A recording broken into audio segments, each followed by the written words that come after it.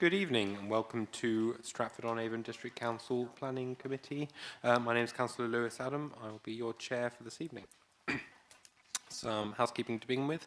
There's no fire drill planned, so if it does go off, please make an orderly exit through the fire doors. The muster point is the car park across the road by the pub.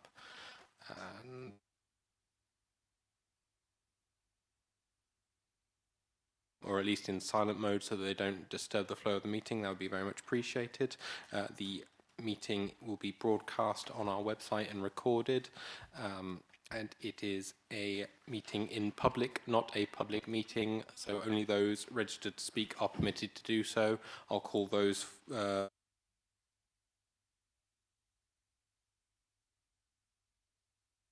table and officers. From Democratic Services, we've got Kira Keller. Our solicitor this evening is Sue Mullins. Our planning manager is David Jeffries, and our planning officers are Leslie Adams, Paul Thompson, Ryan O'Keefe and Josh Cooper. And David, I believe you've got a prepared statement. Yes, thank you, Chair. My name is David Jeffrey. I am the planning manager for tonight. My role is to provide impartial advice, to clarify any planning issues that arise and to assist members' decision taking, and planning committee members are not bound by advice from officers or by their recommendations. Thank you, Chair. Thank you very much, David. Okay, we can now move on then to the agenda. Item 1, apologies for absence. We have apologies from Councillor Keithley and Councillor Pemberton, with Councillor Littlewood as substitute. Thank you very much. Welcome, Councillor Littlewood. Okay, item 2, disclosures of interest. Councillor Littlewood.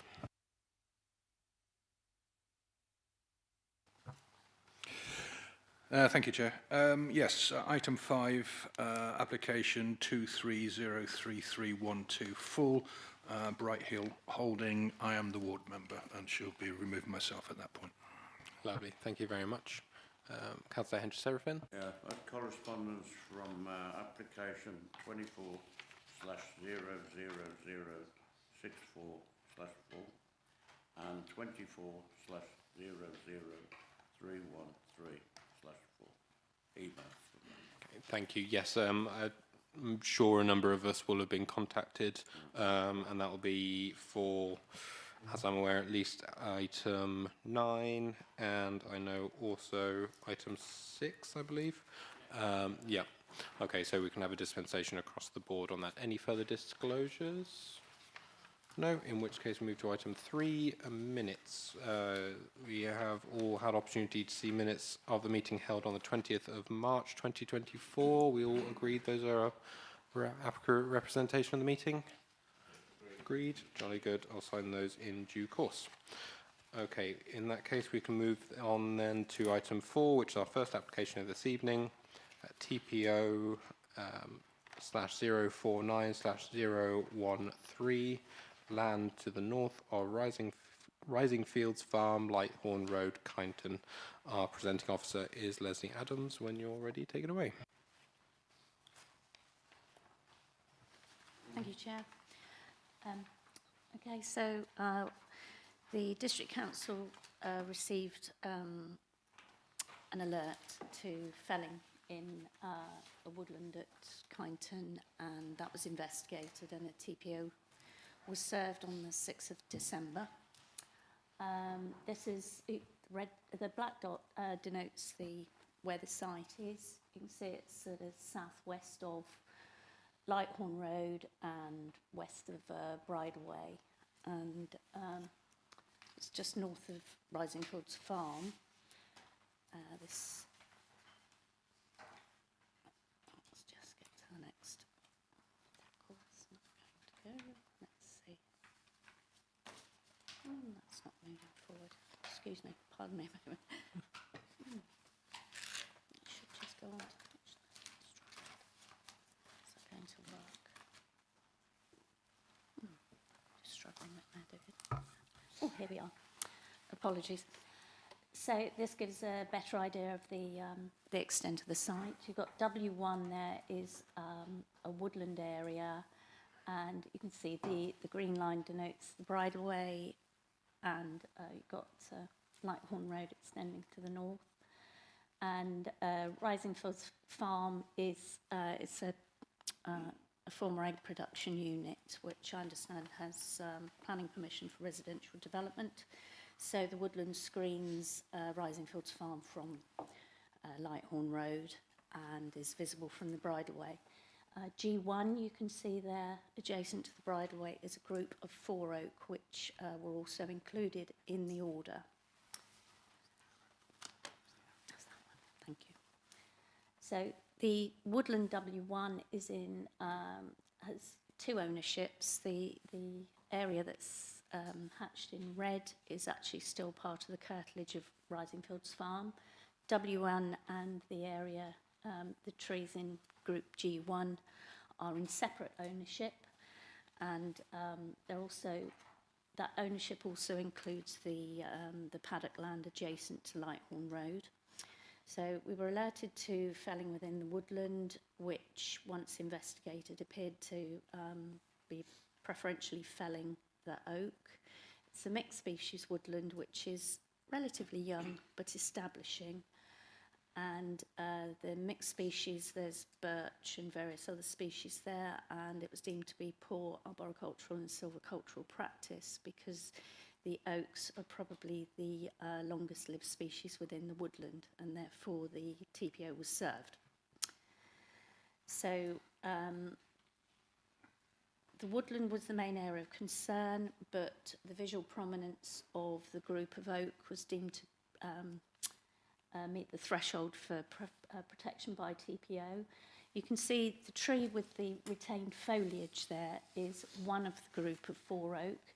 There's another oak to the right of it and 2 to the left, but the trees with the light grey stems in the foreground there are actually ash, but they are excluded from the order. So the red arrows denote the outline of the woodland W1 when viewed from the entrance to the bridleway, looking across that the field towards the woodland. So it's a young but establishing woodland which will increase in height as it continues to develop. This photo was taken from the northern side of Lighthorn Road, so you can see the road and the southern verge, and this is a gap in the hedgerow which is to the west of the bridleway entrance. And this is an aerial view, so you can clearly see the woodland there, the extent of it and its relationship to Risingfields Farm and where it screens the farm area from the road. There's another establishing woodland on the southern side, which was planted around the same time, and we understand that the woodlands were planted as part of the egg production on the site to allow chickens access out to areas where they could scratch and forage. So it wasn't established with any Forestry Commission grant aid or anything, but it was established as part of the egg production that took place on the site previously. There's mixed species, as I say, birch, poplar, hawthorn, some sycamore and oak. So it's a mixed but establishing woodland. Now, the recommendation is to confirm the order is made, but there are 3 options to either confirm as made, confirm the order with modifications, or to not confirm the order. So, yeah, thank you. Thank you very much, Leslie.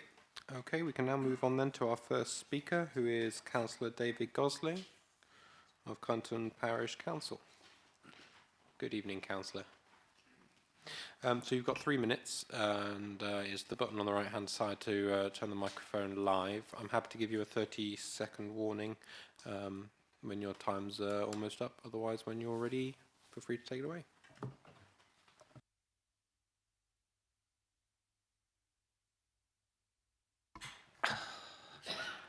I'm going to start by acknowledging that it's rare for me or any other representative of Kyneton Parish Council to appear here in support of an officer's recommendation. But on this occasion, I'm doing so wholeheartedly. Turning to the objections which the officer has responded to and detailed in the committee report, I acknowledge that I have no suitable level of professional qualification when it comes to trees. But this area of land is on the edge of the parish and is the subject of multiple live applications for development. The objector seems to disregard the importance of the screening of the old farm buildings that is provided by the woodland area and its value in terms of landscape.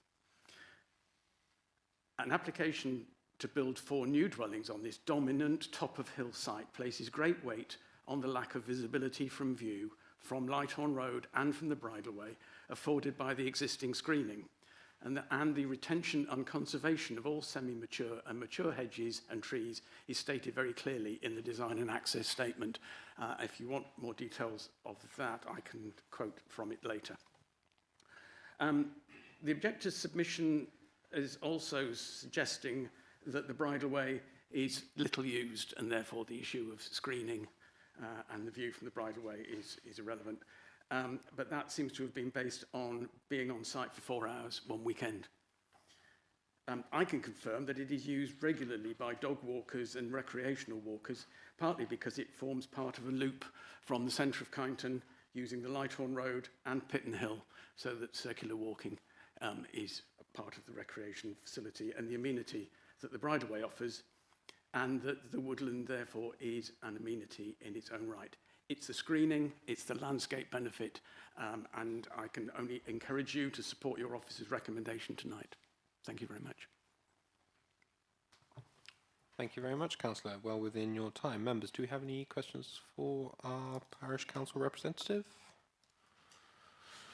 Nothing coming up, in which case thank you for your contribution. Okay, we now move on then to our next speaker, who is Dr. Afshin Hassani, on behalf of the landowner, I believe. Good evening. So similarly, you have 3 minutes. I'm happy to give you a 30-second warning before your time's up. It's the button on the right-hand side to turn on the microphone, and otherwise, when you're comfortable, take it away. Yes, yeah, there you go. Hi there. Hi. My name is Dr. Hassani. First of all, I'd like to thank you for giving me an opportunity to come and speak in this committee. I felt somewhat strongly about this order. I thought I'd come and say a word. I'm sure you have read the report, but I felt kind of strongly about this, so I thought I'd come and give a name to the face. First of all, that the work that I have done, I'd like to reassure the committee that the work that I have undertaken is complete. No further work is planned on this land. The area that was cleared was to enable me to be actually use the area where there is a possible privacy and shade and with a good access to the pathway. I have a young daughter and her safety is paramount. We bought this land when it came into when it became available because it has a good proximity to the Staffordshire and Stratford-on-Avon, and we have a lot of family and friends around the area. So this was a good opportunity to get.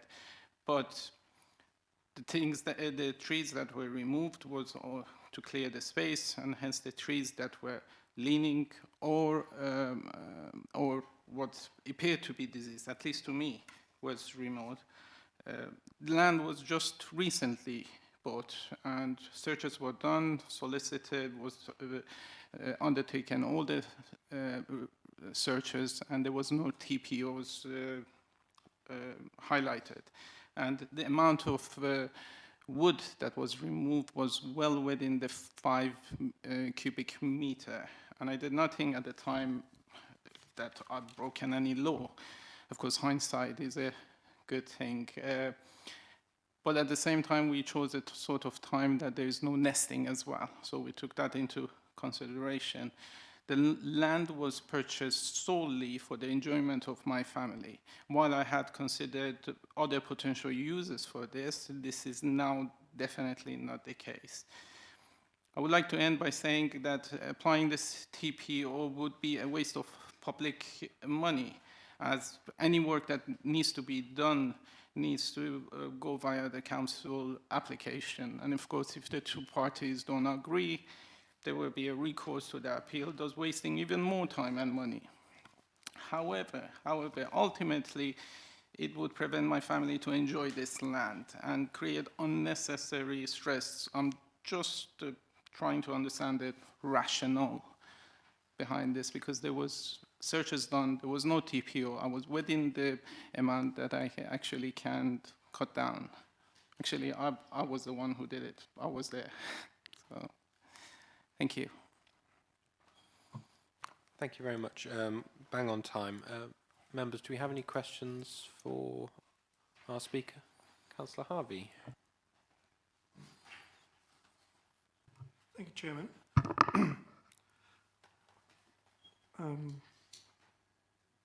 Doctor, very simple question. When you were contemplating undertaking the thinning work to the wood, did you seek any professional advice about what needed to be thinned, what should have been thinned, and how best to go about it? To tell you the truth, it was when I asked the colleagues that I knew around us, they said as long as you are within the 5 cubic meter, because there is no TPO, they came and saw the area, and they said these trees are quite young, only take these, because the areas that we decided to use, we just cleared that. There was no professional professional advice as such, but they are in the construction business, and they know what sort of things we can and we cannot do. Any further questions? No? In which case, thank you very much for your contribution this evening. Should I press it again? Yeah, lovely, thank you. We'll now move on then to our final speaker for this item, who's the Ward Member, Councillor Mills. Good evening, Councillor. Very nice to have you. You have 5 minutes. You're too kind, thank you. Very happy to give you a 30-second warning as well. Otherwise, when you're comfortable, take it away. You'll be relieved it won't be 5 minutes. Well, good evening, committee. In my opinion, there's already been a degree of vandalism caused by the felling of good developing oak trees on this woodland, whilst leaving poorer, undeveloped trees, including birch, and have been retained. According to the Tree Preservation Officer, and I quote, "This is considered to be poor silvicultural practice, as the long-lived oak trees should have favoured retention over birch trees." She also goes on to say, continuation of this ill-practiced work could lead to the diminution in the value of the woodland. I also see by this report a tree evaluation method for preservation orders. Assessment of the trees was undertaken, whereby a tree is awarded points for condition and suitability, such as history and rarity. The points accrued inform the evaluating process, and using this methodology allows for consistency. In this instance, the trees in question accumulated enough points to conclude that a tree preservation order would be justified. The oak trees in question in Group G1, as well as the woodland W1, can clearly be seen from the Lighthorn Road and are decidedly visible from the bridleway. In time, they will develop into majestic oak trees. And given the recent history where oaks have been unnecessarily cut down on a woodland, I feel that a continuation of the unnecessary practice of felling good, healthy oak trees warrants a TPO on protecting these 4 oaks and also the woodland W1. I also see from the reasons for objecting that the applicant is saying that that W1 is not an established woodland. Instead, it is an emerging woodland.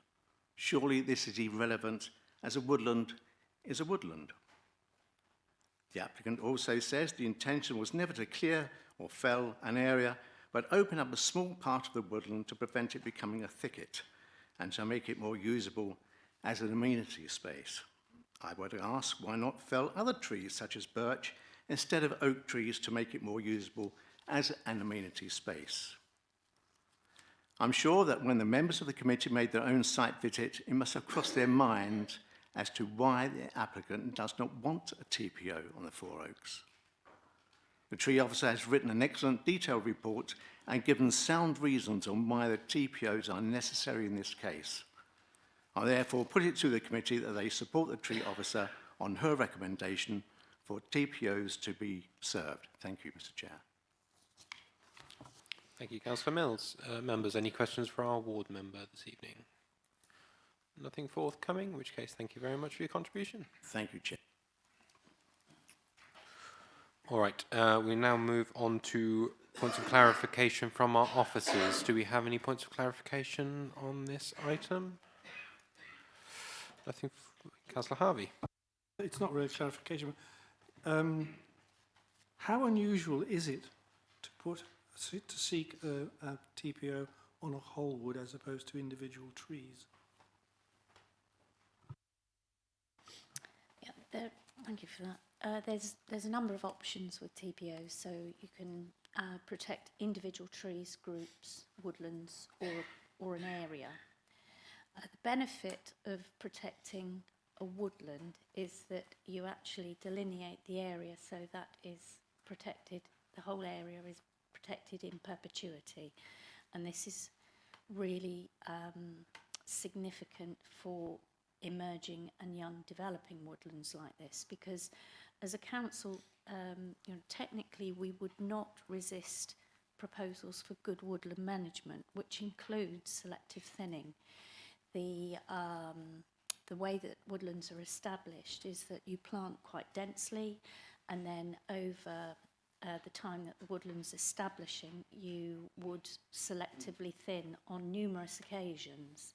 So it's recognised that a woodland order which protects an area actually will protect that square meterage, whether there is 600 trees or at maturity maybe only 70 trees, in maybe 100 years' time. So it does just protect that square meterage, whether there's dense cover of a number of small trees or a number of large mature trees at much wider spacing. So that's the reason why we decided that a woodland order was most appropriate in this instance. Thank you. I do have a brief query myself. It's just in regards to a point raised by Dr. Hassani.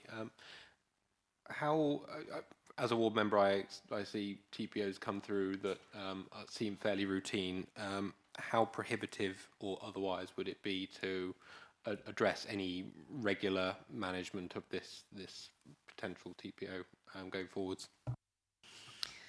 Well, all TPO applications are assessed at a level appropriate within, we have, the council is well skilled with tree officers, and we assess everything that comes in on its own merits.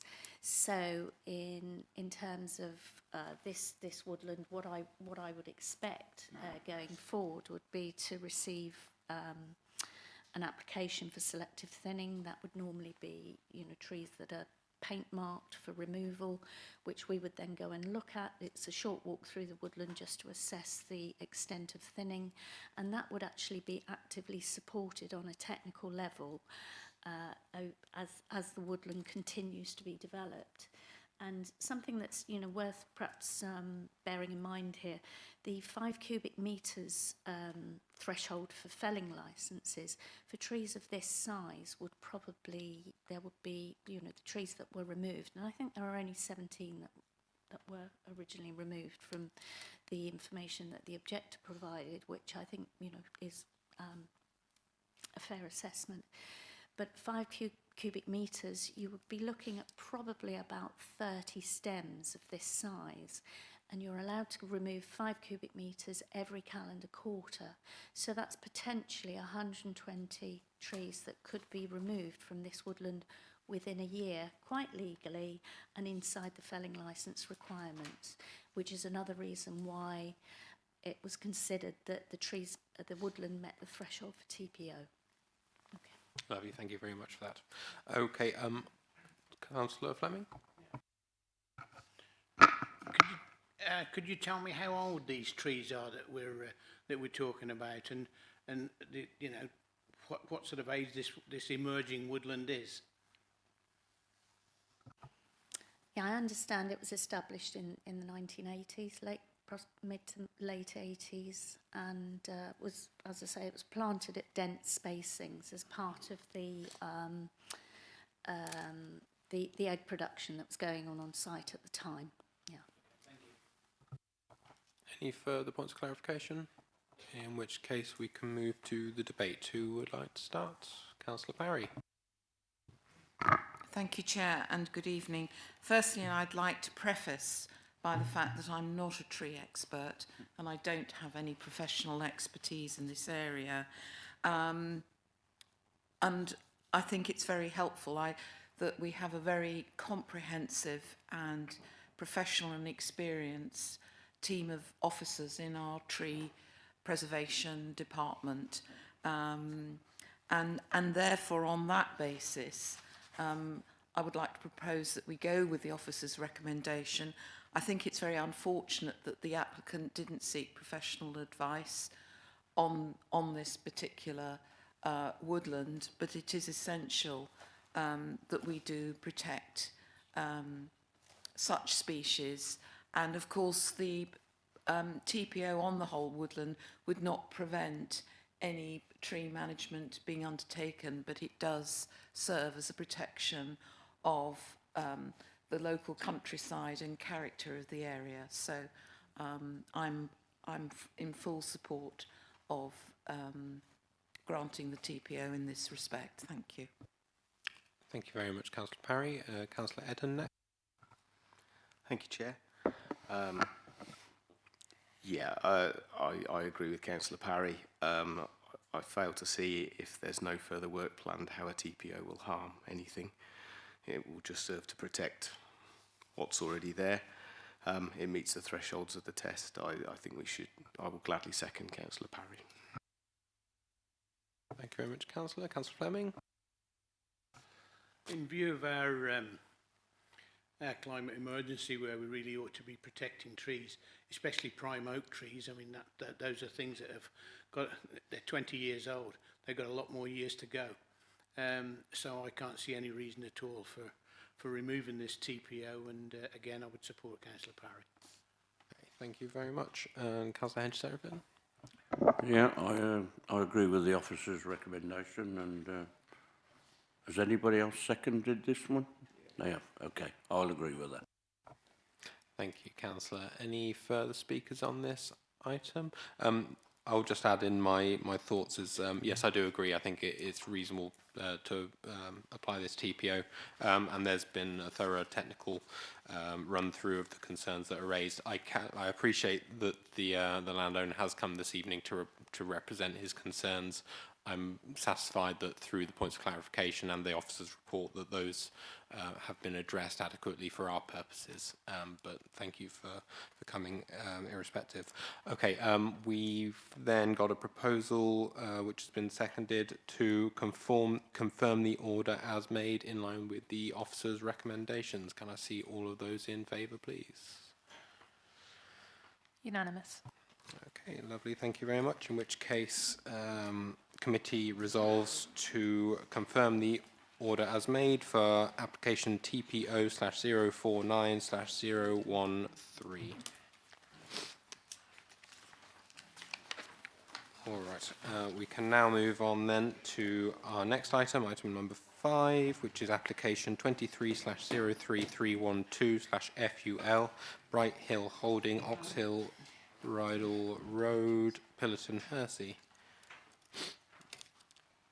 And our presenting officer is Paul Thompson. Once he's situated, you can take it away. Thank you. Sorry, bear with me.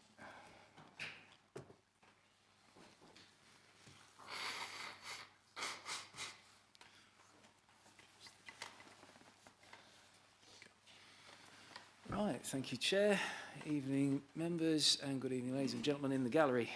We are looking at a barn on the outskirts of Pillerton, Hersey, in the district's open countryside this evening. It's quite a rural location, as you can see from the map. And if the technology will behave, there we go. The application site is the red quadrangle. We have a conservation area indicated by the purple boundary and a listed building in red there. The application site is not within the setting of either of those. The blue line here is the watercourse that runs alongside the Oxhill Bridle Road, or the Road to Oxhill, as I believe it's known. And green here is another public right-of-way that I think meets up with it further down. What we have is the barn, existing barn on the left, and the proposal on the right. As you can see, the proposal on the right is rather larger. This is what we call a Class Q fallback position, which means that automatic planning permission was granted for the conversion of the existing barn, and that would lead to a plan form almost exactly like the one on the left, on account of they're not allowed to do anything other than convert it. So, by comparison, the new proposal, but it is contained within the natural curtilage of the existing barn, which is defined by the character of the landscape around it, which we'll see later, and boundary treatments, things like that. This is what it looks like. It's a sort of fairly dilapidated structure of mixed materials, corrugated metal, some telegraph poles in there, a bit of timber cladding, sort of been jerry-rigged together over the years. That's what the fallback position that I've mentioned would deliver. It's basically the same thing but with zinc cladding on it. It would provide a 4-bed dwelling with usual living and dining areas. By contrast, these are the primary elevations of the proposed scheme. They would be the sort of western elevation facing the bridleway. That's the top one. And then the eastern elevation facing across the field on the bottom. Again, you'll see mixed materials in the quay on the left there. These are the north and south elevations. It basically forms a sort of agglomeration of agricultural character buildings with a roof garden and some other domestic spaces all within that barn curtilage. One of the benefits of the scheme that has led me to recommend that we grant permission for this is improvements to the landscape, which we can see illustrated on this plan here. The hedgerow along this boundary with the bridleway is mature, again as we'll see in a bit, but quite sparse. So the applicant has undertaken to augment that boundary, which will have a positive benefit for the positive impact on the landscape visually and in terms of biodiversity. One handy feature of it is it will provide a biodiversity corridor, a wildlife corridor for creatures of all sizes to go from the Bright Hill plantation up here at the top of the image, down the hedgerows and along to the ponds here and here, and that has led to, if I remember the figures correctly, about a 230% biodiversity net gain, which is quite significant. So here's what it looks like currently. From the presentation the Parish Council have provided me with, I understand they've got some rather soggier pictures of the lane to show you. It was dry when I visited, but one other benefit of the scheme is that it will deliver attenuation tanks and other sustainable drainage systems to attenuate the flow of surface water from the site into the street and into the watercourse next to it, and that will be a net gain over the site as it is, never mind the fallback position. Moving into the site, we're looking up past the northern corner of the building towards Bright Hill Plantation, which you can just see on the horizon there. You'll see the fairly well screened field boundaries there and there. This rather post-apocalyptic landscape reveals the state of the building and its contribution to the landscape and to the street scene, but also shows what I was mentioning earlier about the sort of patchiness but maturity of that boundary. This just brings you into the mixed materials here. Again, that structure in the Class Q fallback position, that structure would have to be largely retained. Roof can be replaced, walls can be replaced, but largely what you are looking at is what you would get. And that is a pastoral scene across the field with which to draw my conclusion, Chair. We have a fallback position on the site which establishes the principle of residential development. Compared to that fallback position, I've identified one harm in the scheme, which is that it will be significantly larger in floor space. We're looking at about 65% by the calculations that I have. Compared to that, we have 7 benefits, amongst them sustainability enhancements, sustainable construction, that is to say, biodiversity net gain, flood risk mitigation,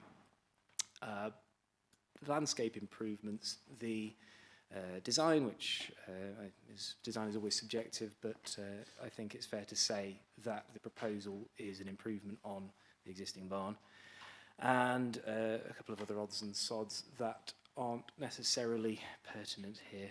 So on that basis, Chair, I recommend that we grant planning permission. Thank you very much, Paul.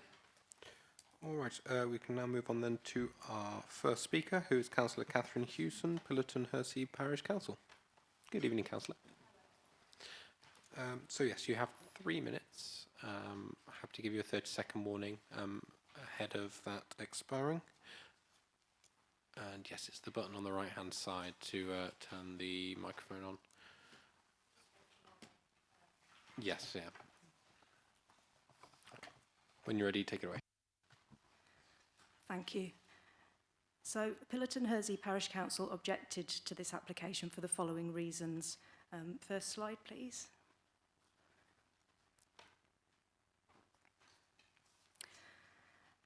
We understand the applicant has revised landscaping plans for the site, which is welcomed. However, as demonstrated on this map, there is a wider landscape impact than purely the visual amenity from the Oxall Bridle Road.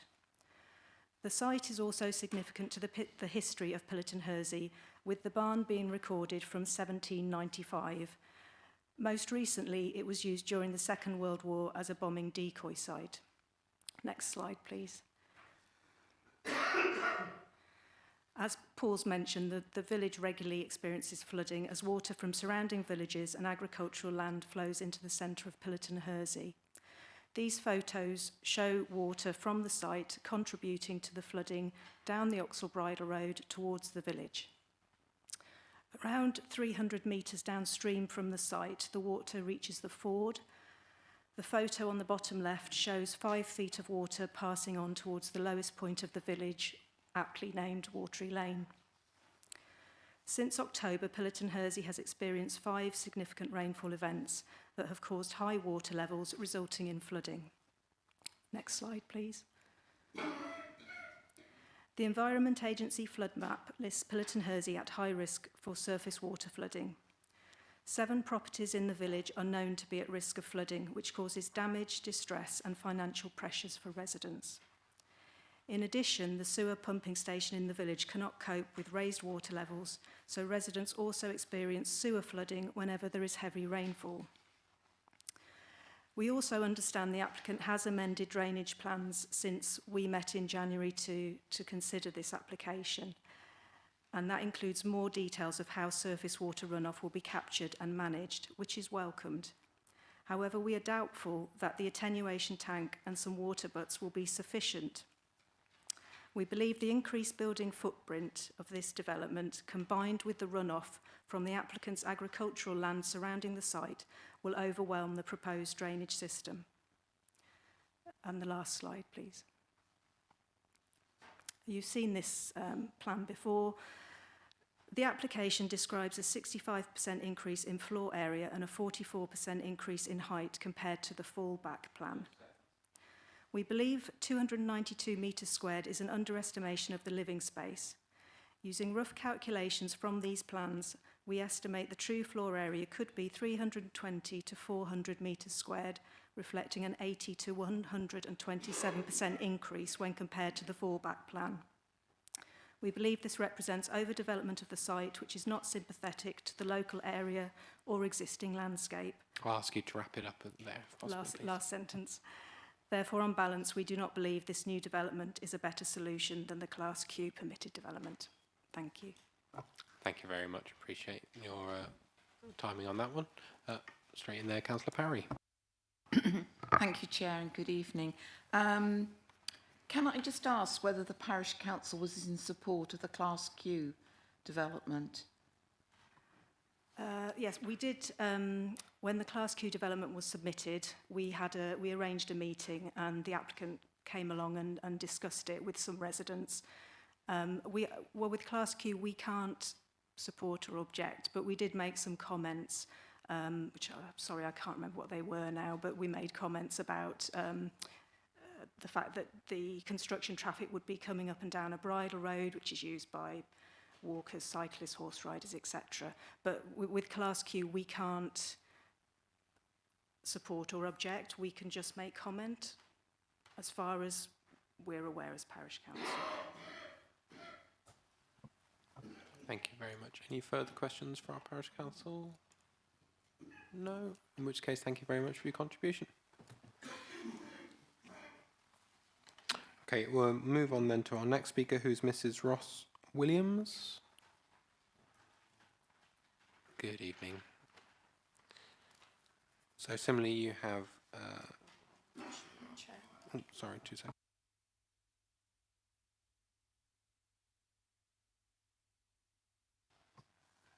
Okay.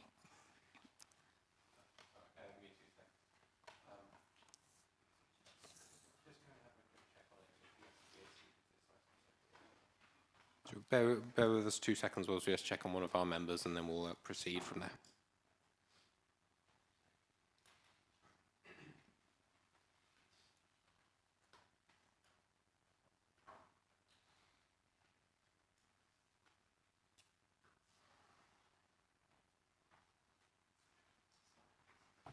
I think we're going to be all right. Sorry about the interruption there. Yes, sorry. You have 3 minutes as well. I'm happy to give you a 30-second Can I warning. check this is working? It is. Yep, you're live. So when you're ready, feel free to take it away. Okay. Well, the applicant, who is a director of a property and development company based in Richmond, London, tells us that the benefits offered by the scheme proposed would outweigh any additional harm compared to the fallback position. The planning officer's report, which we've read, seems to give more weight to the fallback position, and yet he recommends this application, which he said would ordinarily meet with insurmountable objection in principle. The fallback position of a Class Q barn conversion, and by the way, it doesn't have to look like it does now, it's been left to get into that state, but anyway, that application would also be a self-build, so it's not incremental for SDC as a self-build. The fallback position of a building on the existing barn footprint would also have to address serious issues of carbon footprint and sustainable heating, and be properly insulated and built to sustainable local materials, and the building regulations, I understand, would put control on that sort of requirement. We're all concerned about light pollution. Now, light spilling from 10 lights in the roofs into our intrinsically dark skies will undoubtedly affect the wildlife. There was a bat survey, I think it was a subsequent one, which confirmed the presence of bats. There are bats there. I find them in my house, nearby. But the proposal would have a disastrous impact on our current biodiversity. I question that a BNG of 10% could be achieved because it's already such a rich natural habitat. In fact, it's a wildlife corridor. Deer, bats, rabbits, everything. The chair of RPC has spoken to you about the serious flooding, An attenuation tank will collect surface water, but it's proposed to release overflow into the stream. Of even more concern is the likelihood of foul sewage water. I believe it's treated initially on site, but then that's discharged into the stream, and that's what causes the Pillerton flooding, the water running downhill. I can find no plans for connecting to the main sewer. Development encroaches on open countryside. The materials in the new plans are in no way sympathetic to the vernacular. And we're also very concerned about the overdevelopment of the site. It's about double the size of the current building. I think this is a loophole, actually, this application. Thank you. Thank you. Bang on your time limit. Thank you very much. Members, do we have any questions for our speaker? No, nothing forthcoming, in which case thank you very much for your contribution.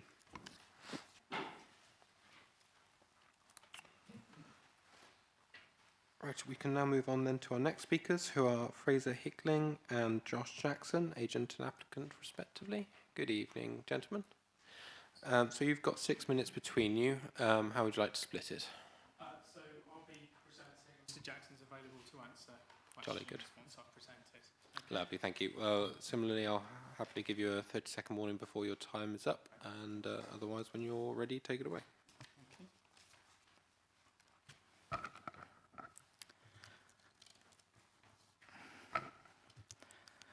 Good evening. Thank you for the opportunity to address the committee this evening. My name is Fraser Hickling from Phillips Planning Services, and I'll be speaking in support of this application.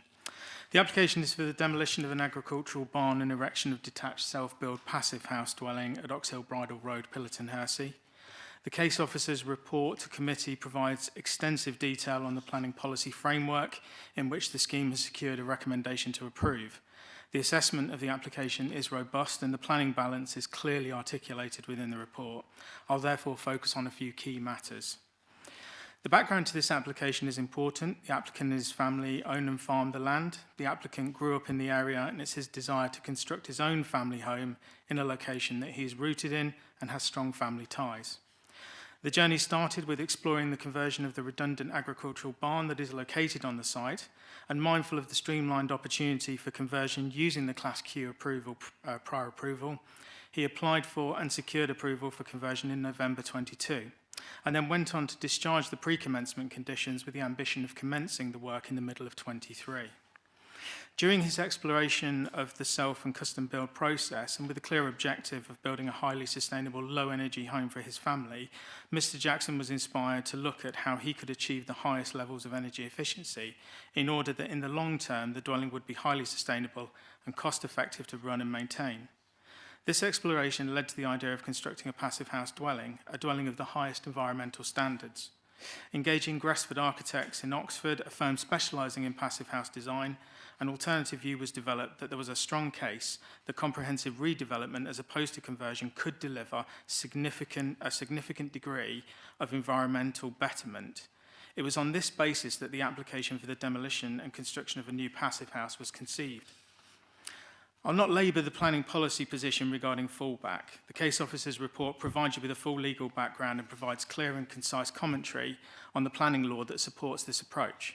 In summary, the Class Q approval constitutes a fallback position that carries significant weight in the planning balance. The key focus, therefore, moves from the principle of development as to whether or not the alternative is a better scheme in respect of the objectives of the adopted planning policy. And with respect to the scheme before you this evening, we strongly contend that this is the case. Why is this scheme better? There are a number of environmental gains that the proposed scheme offers over the approved Class Q barn conversion. Firstly, we have the passive house design. The proposed dwelling has been designed to achieve the highest energy efficiency standards. The building specification delivers an energy efficiency approximately 40% greater than the very latest building regulations.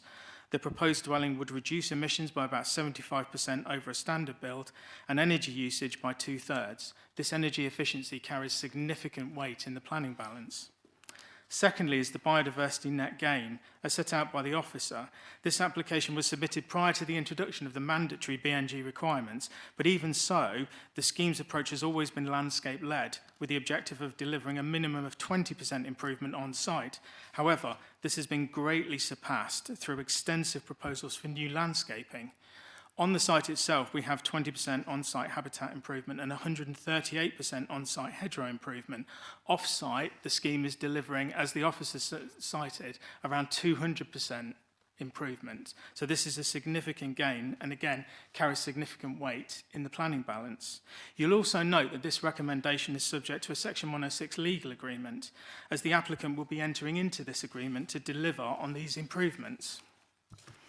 Thirdly, in respect of the drainage matter, which has been discussed already, the site itself is not within the flood risk area of the flood map for planning, but is identified as being at risk of surface water flooding. And the barn conversion would only be subject to the normal provisions under surface water drainage under the building regulations. However, we're obviously very, very mindful of the concern that's been raised about surface water flooding from the site within the lane. The applicant therefore commissioned a detailed drainage strategy which through the inclusion of a SUD system will offer some betterment to the situation through reducing runoff from this site and the field onto the road. Finally, in terms of the architectural design, we commend the design merits to the committee, and I draw attention to paragraph 139, section B of the NPPF, that significant weight should be given to outstanding or innovative designs which promote high levels of sustainability. This statement of intent also aligns with the self and custom house building objectives. In the PPG, where it is set out what are the benefits of self-build and custom house building, it is stated, self-build or custom house building can help diversify the housing market and increase consumer choice. Self-build and custom house builders choose the design and layout of their home and can innovate in both design and construction. The self-build passive house does just that. It seeks to innovate while remaining sensitive to its location and delivering additional environmental benefits. In respect of all of the planning matters such as highways, access, trees, ecology, heritage and protected species, the application is supported by detailed surveys and best practice mitigation where necessary. No objection have been raised by statutory consultees and the scheme is policy compliant. There were no BATs identified in the BAT survey. The applicant also engaged with the local community prior to the submission, taking on board comments and tried to deal with those and address them through an improvement to the scheme.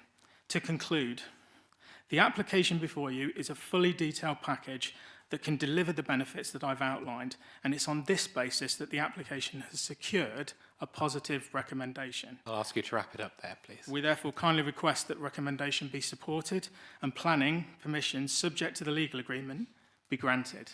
Thank you very much for your time. Thank you very much.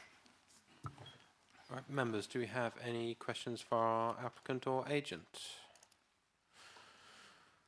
Nothing forthcoming? No? Wasabi?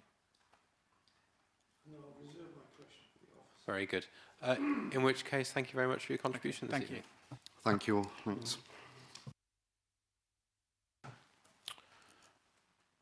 And I will then move on then to our final speaker, who is Ward Member Councillor Littlewood. Good evening, Councillor. You've got 5 minutes. Happy to give you a 30-second warning. Otherwise, when you're ready, take it away. Thank you, Chair. As we've seen, the site of this application is located some distance outside the nuclear settlement of Pillerton-Hersey along a very narrow single-track road in open countryside and would be, if granted, would be extending the area of settlement by 1/4 kilometre. The application is subsequent to an approved Class Q development, but far more extensive in scale and size, and can be seen as at risk of overwhelming the site. Without a fallback position of class, this development would not be granted as it's in open countryside. As I understand it, there is no housing needs scheme which suggests that this development is required by the settlement itself. Whilst the design for energy efficiency and energy production is to be applauded, it is very far from the vernacular and character of the village and the settlement, contrary to CS8-C. The parish council represents the feeling of the local community and has objected on grounds of scale as well as flood risk, especially downstream of the proposed site, and has provided recent photographic evidence of such. And we saw that the watery lane lives up to its name on a regular basis and more commonly in this time. The application amendments have recognised the issues of flood risk downstream and the need to screen the building from the road, but these measures can go only so far in the light of the current climate emergency. The state of the existing barn has been presented this evening as in very poor condition. Yet Class Q was granted, which means that the structural integrity of that barn must be intact. And a structural survey would have shown this. I take the point from the second speaker this evening that the Class Q design can be made energy efficient, just as an efficient with modern materials, hidden from view from the outside as a passive house. So this is a difficult application to judge by. It's very nicely balanced. The issues of the attenuation of the water flow will only go so far, and with the increasing levels of precipitation that we are going to continue to receive, it can only have so much capacity in the size area. After that, it will overflow and it will run downstream and cause flooding issues. So I urge the committee to consider this very carefully, on balance, and to go with the requests of the local community and object. Thank you. Thank you very much, Councillor. Members, any questions for our ward member this evening? Councillor Harvey.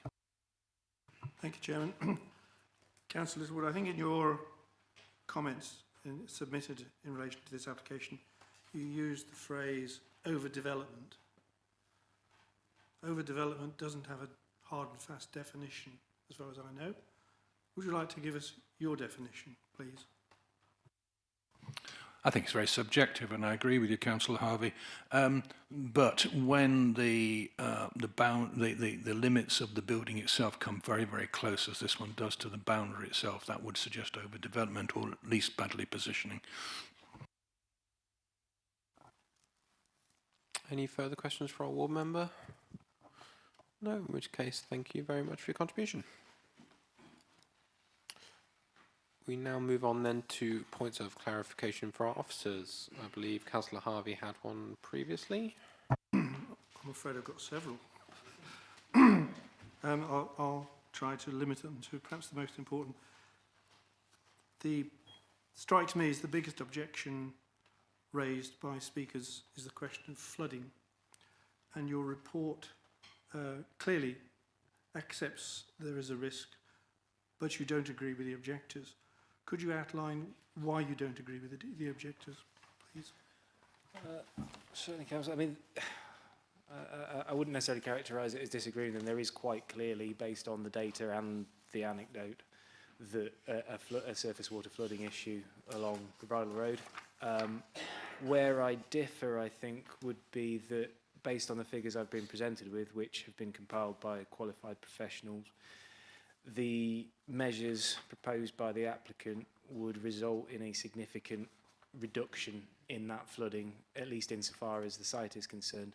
All policy requires the applicant to do is mitigate, essentially neutralise any increased risk of the development. However, this proposal goes further than that and would reduce the flood risk of the site itself as it stands, even if nothing were to happen to it. and that's why I've characterised it as a benefit of the scheme, and as I say, that's perhaps where I differ from the objectors. Second question. Could I pose the same question to you as I posed to Councillor Littlewood? There is no definition of overdevelopment. Your report suggests you don't consider this to be overdevelopment. Could you explain why it isn't, in your view? I may be corrected by my senior colleague if he wishes, but the definition I tend to apply is contextual. It's very much based on what's around it. One would look at the density of development on the plot, that is to say the footprint versus the overall plot size, in relation to what is typical of the surroundings of the application site. Given that, this application site is in the middle of the countryside in effectively its own context, divorced from the village effectively, and B, is surrounded by an open field which, although it would absolutely not be part of the curtilage or residential land, it's still open space surrounding that property. On that basis, I don't think there's a meaningful way to apply overdevelopment as a concept to this site. Final question. The agent, Mr. Hickling, made the point that one of the arguments in favour of this proposal is that the design is outstanding in this context. My understanding is that that's a very high threshold to meet. Do you think it meets it? It's a very good question, Councillor. I think you may be referring, correct me if I'm wrong, to what used to be known as a paragraph 80 exception. I forget whether that paragraph has changed in the latest MPPF. They do this to test us. But whichever paragraph it now is, there is a specific injunction in the NPPF which is essentially for new stately homes, as it were. That's the idea of it. This is not that. It is not intended to be that. I'm told it's 84E to be precise. This is not intended to be that. It's what the applicant is gesturing towards in the application documents and in his presentation there is paragraph 139, thank you, which is a more general enjoinder in the NPPF to do good design, basically. I think it's clear from the application documents that a lot of thought has gone into this design, into the materials, into the use of space, and on that basis, it isn't just a box put in a field, it isn't just something cladding put over an existing barn, it is good design. It involves, the paragraph I'm referring to, 139, refers to sustainability. This has the highest standards of sustainability.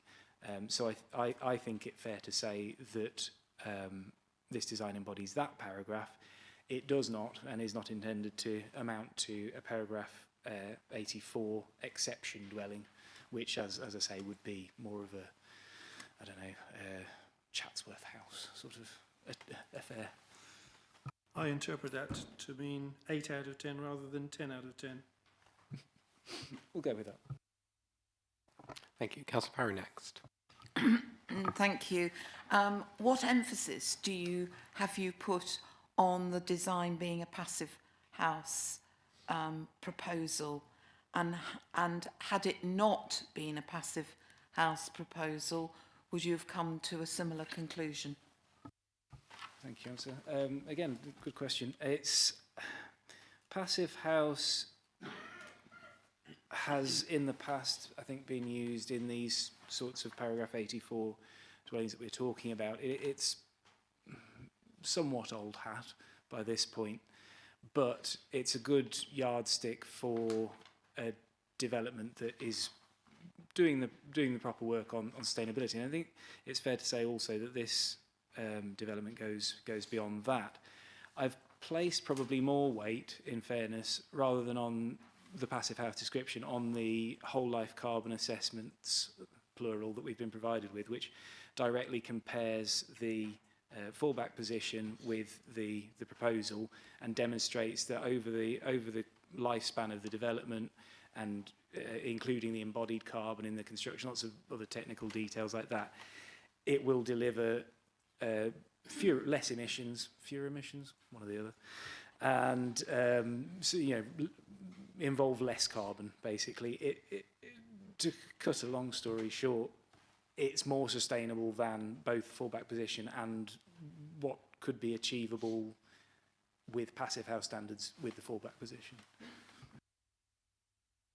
Councillor Fleming next.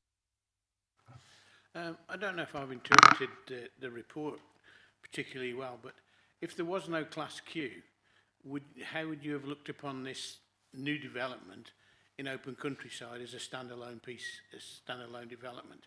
Would you have considered it at that point? I don't blame you. The report does go on a bit. But I can't really answer that question because ultimately there is a Class Q fallback position and that has to be taken into account. We can't ignore it. Okay. Can I just add a second question? In terms of the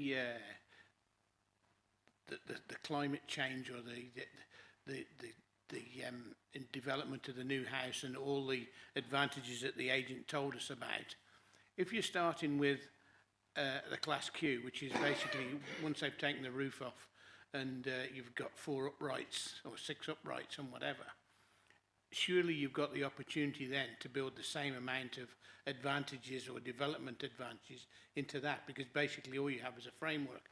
So what you add on to it would be what you'd be adding on to what you built the framework for the second building. So I'm not sure I can see a massive advantage in the new building over the Class Q. With a Class Q scheme, you're restricted first of all to the volume of the barn. You can't go outside that. So anything that involves a vent here or you can't be done basically. You can't change the orientation of the building because the building is where it is. So that means you can't use things like solar cooling and so forth. Can't put solar panels on it because you're outside the bounds of the existing barn. And quite aside from that, you've also got to take into account the lifespan of the development thereafter, which, for all that there are some very good materials out there now, a purpose-built building, particularly when it's designed to these standards, will typically do better over the lifespan in terms of lost heat and so forth than something that's compromised by having to stay within the bounds of the existing structure. I think I might add to that one of the things that you don't have with Class Q, which we're quite used to having as planning officers and a planning committee, is control. On a Class Q, there's a very limited set of conditions which we can consider and put on, as is the case here. Whereas with a planning permission, we can secure all the benefits of the scheme as proposed. So I think that's worth bearing in mind for members, that although with a Class Q, you can build a passive house, but there is no obligation on the developer to do so. Whereas here, if we were to consider granting permission for this, we would condition it to be as proposed. Thank you. Any further points of clarification? Oh, Councillor Harding next. Thank you, Chair. Just looking at this paragraph on the attenuation of potential flooding here, we've got figures of between 89 and 96% reduction in the amount of water being discharged into the adjoining watercourse. That seems incredibly accurate, almost spurious accuracy, 89 and 96%. And then we're talking about accommodating a 1 in 100-year flooding event. Well, we've had 2 of those in 9 years at one point. And it's only getting worse. I mean, it's not looking good for World Naked Gardening Day on the 1st of May, is it? The amount of rain we've had, these storage tanks are never going to get empty, are they? I mean, how can these tanks possibly cope with all the surface area of these Councillor Harding, roofs? can I just, don't want to stray into debate just yet. Can try and make a concise question for clarification? Yes, please? I mean, how are these tanks possibly going to attenuate the water draining off from these massive roofs? The flooding seems to be the major concern of the locals. Well, in terms of the water off the roofs, those will go to the water butts that are also the other method proposed. Beyond that, the only answer I can give to your question is I have to trust what the hydrologist, the qualified hydrologist, puts before me. I can't speculate. I don't have the expertise to speculate, and we as planning officers don't. So there is also the 40% allowance for climate change. I take your point that may prove to be wildly optimistic, but again, it is what government policy says we do at this point, and we have to make our decisions in accordance with that. I think the short answer is that they will be quite big and that they will release a little bit of water all the time rather than allowing a great wash off the site whenever there is an event. So they will attenuate the water on the site and they will gently release it over time. That's how these things work. Councillor Parry? Thank you. I just wanted to ask if we were minded to grant permission in this particular case, in view of the scale and size of the proposed application in front of us, would it be reasonable to condition the removal of permitted development rights? Something we discussed earlier, and yes, it would. Thank you. Any further points of clarification? I have one before we move on, I suppose in two parts. You mentioned about the way in which sustainability for the proposed development versus the Class Q has been worked out. Have you got technical evidence to that effect, or is it kind of on principle, as it were? Yes, Chair. That's it's published on e-planning, but the if you go wading through it, the figures are all set out there. Again, I don't have the expertise to pick those apart. None of us do, but they are evidenced by qualified and chartered professionals, and we have to take their word for it, so to speak. Appreciate that. Thank you very much. And the second part then, you've been through your sort of benefits versus harms, but the ones that were picked up by the agent were passive house, biodiversity, drainage and design. I appreciate design and passive house you've somewhat addressed. Biodiversity and drainage aspects, could they reasonably be expected to be applied as part of the course of the Class Q as it stands, or rather is there a prohibition on those as it stands through the extant Class Q? Well, most of the habitat enhancements and biodiversity net gain that we're talking about involve planting, so that's something that could be done. You know, there's nothing stopping the applicant planting any trees he likes. However, there is no reason for him to do so with the Class Q. We can't compel him to do so. It's not one of the things we're allowed to take into account. Sorry, what was the second consideration? Well, drainage, same answer. Yeah, no, that's absolutely fine. Thank you very much. I don't believe there are any further points of clarification, in which case we can move to debate. Who would like to start? Councillor Parry? On the basis that nobody else has come forward, I do have sympathy with the parish council and the ward member.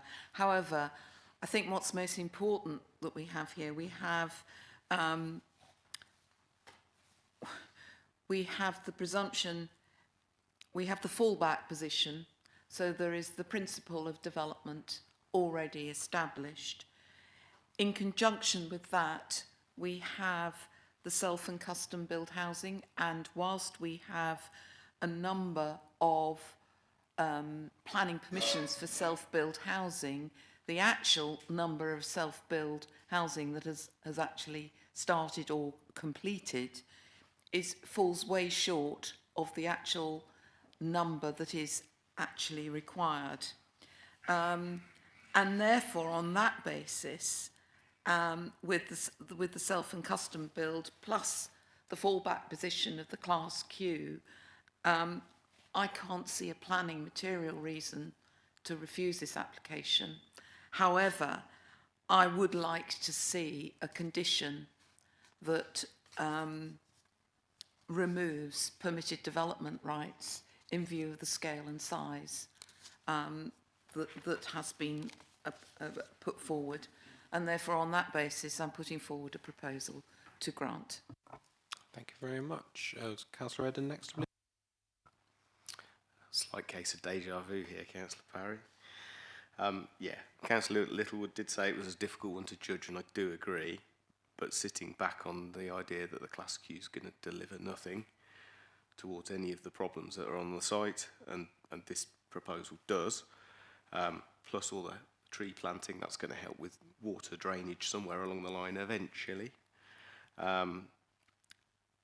It mitigates some of the risk to some of the surrounding areas due to the attenuation tanks and the like. I think I've got to second Councillor Parry's proposal, to be honest, including the removal of the permitted development rights. Thank you very much. Who would like to speak next? Councillor Harvey. Boring. I have to go along exactly with what Councillor Ed and Councillor Parry said.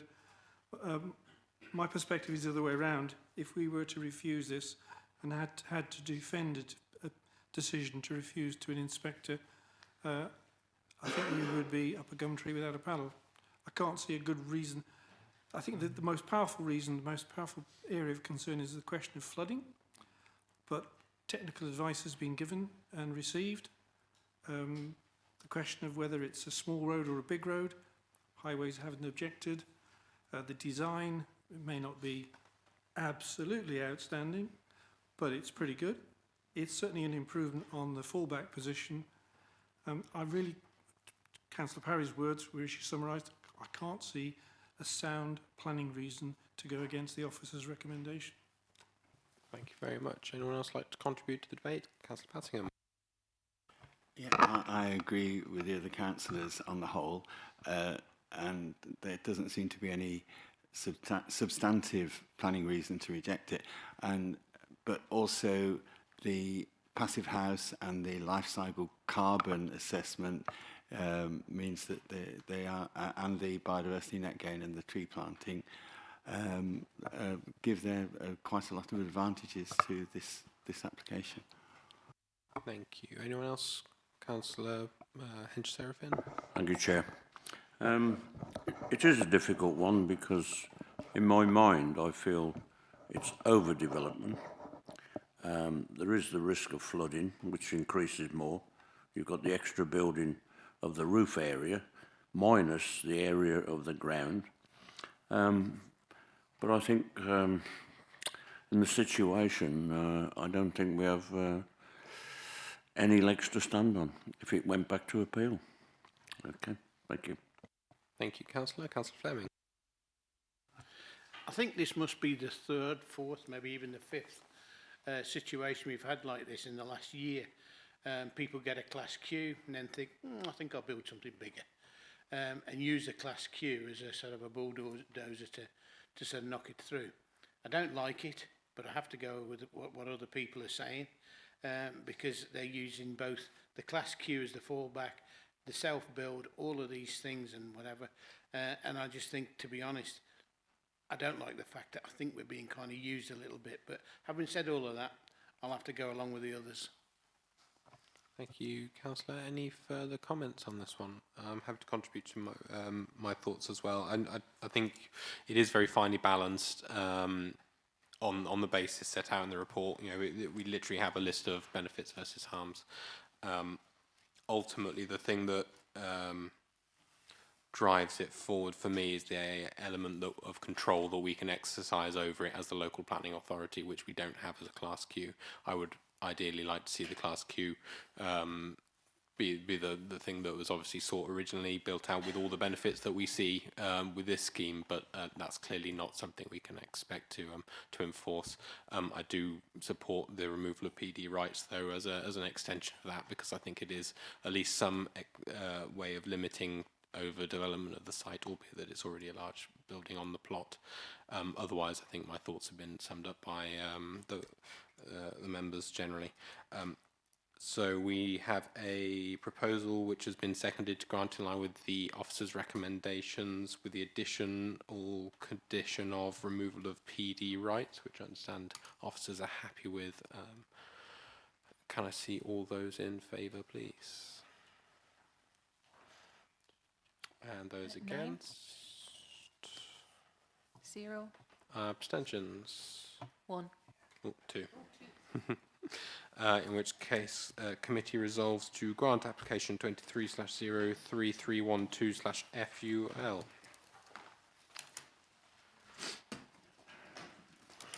Alright, so we can now move on then to application 24/00064/FUL, land adjacent to Hercules Farm, Henley Road, Claverden.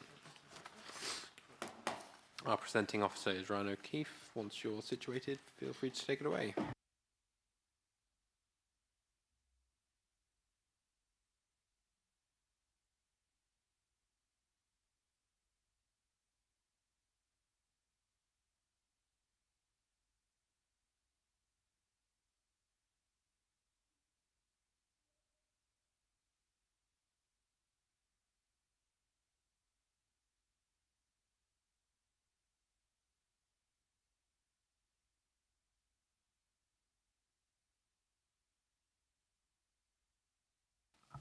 Thank you, Chairman.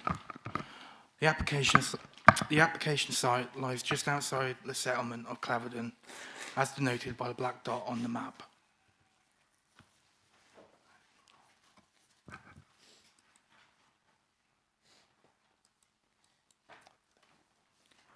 Planning permission is sought for the erection of one self-built dwelling to meet an identified local need, alterations to an existing vehicular access, demolition of agricultural building, and all associated work. The application site lies just outside the settlement of Claverden, and its BOB denoted by the black line, which runs along the boundary by my mouse. The proposed dwelling would sit centrally to the plot, with access and a driveway to the side. In front of you, you've got the proposed plans. So the south elevation is the one viewable from the road, with the west elevation visible on approach to Claverden. And the east and the north elevation being to the rear, east elevation as you come out of Claverden towards Henley. The floor plan of the proposed dwelling, and this is obviously looking back towards Claverden with Hercules Farm in the foreground and the application site to the left hand side, and then this is looking towards the application site towards Henley and Arden as you exit the village, and looking more centrally within the application site and where roughly the application access would be coming from. The officer recommendation is to refuse the application for the reasons set out within the officer report. In regards to the update sheet, there are 2 updates to the application. One is the legal opinion submitted by the planning agent on the application, and a update in regards to the architectural design of the dwelling submitted by the architect. Thank you. Thank you very much. Okay, we move on to our first speaker, Jane Cashmore, agent for the application, then Mr. and Mrs. Stark.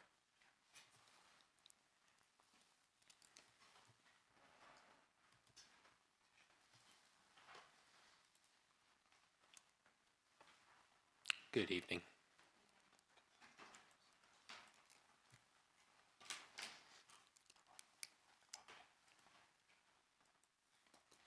So yes, you've got 3 minutes between you. I understand the request has been submitted for a slight extension, just with regards to yourself, Mr. Stark. I won't set a firm limit, but I'll be lenient as is appropriate, if that's okay.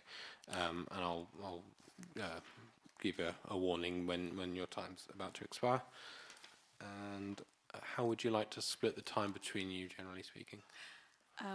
We'll be as close to 3 minutes as we can. I'll start. If you just leave us to run through, I'll start, then Mr. Starr will speak, and then I'll finish. Okay, lovely. Thank you. Okay, there is, in which case, when you're ready, take it away. Thank you. Good evening.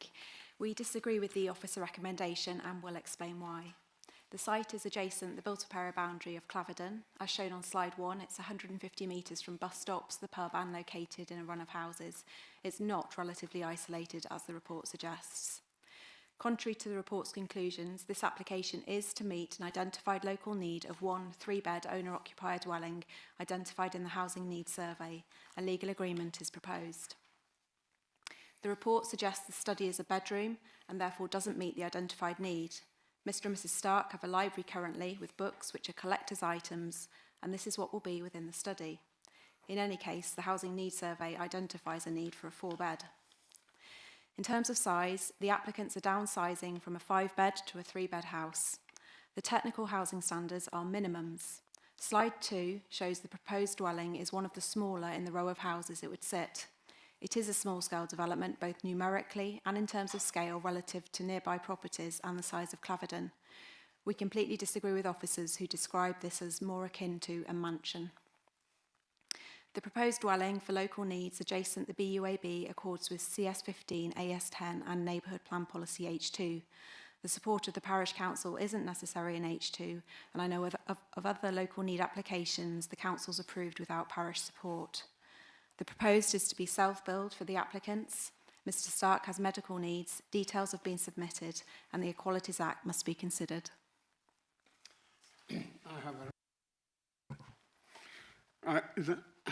I have a rare condition. My body doesn't produce antibodies.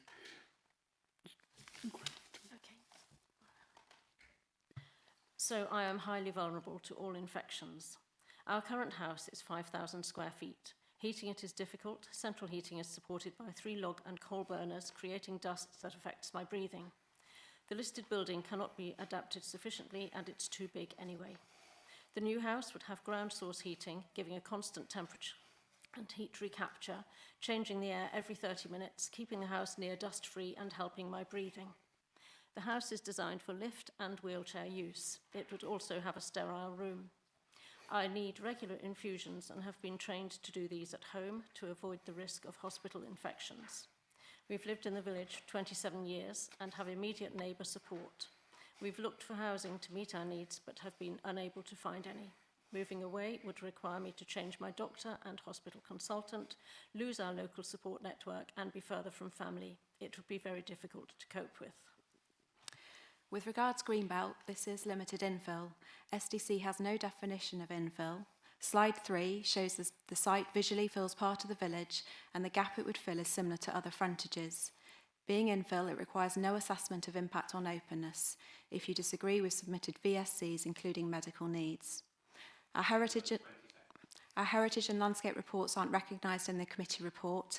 The land isn't intimately associated with Hercules Farmhouse, and slide 4 shows we've designed the house by setting it lower and to the side to maintain views.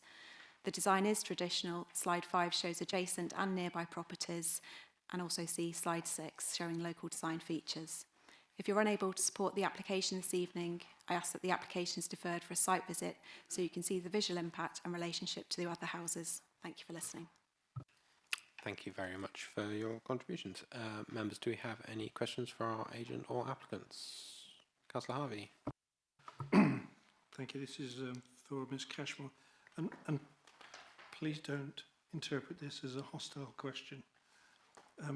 What is your definition of a mansion? Well, I don't know if there is an actual definition, but when I read the officer report which described this as more akin to a mansion, I did Google it, and I don't think that provided me with a definitive answer, but it did come up with properties which are more than 5,000 square feet, and this is considerably less. So in my opinion, this is not a mansion, particularly when you consider it to adjacent properties, which this is more modest than many of. Any further questions? Councillor Henderson. Thank you, Chair. Good evening. Thanks for coming in. You've got it down here as a self-build, so who would be building it? I would employ local builders to do it, but I've been doing a lot of the architecture work. I've been in contact with architecture because of my illness.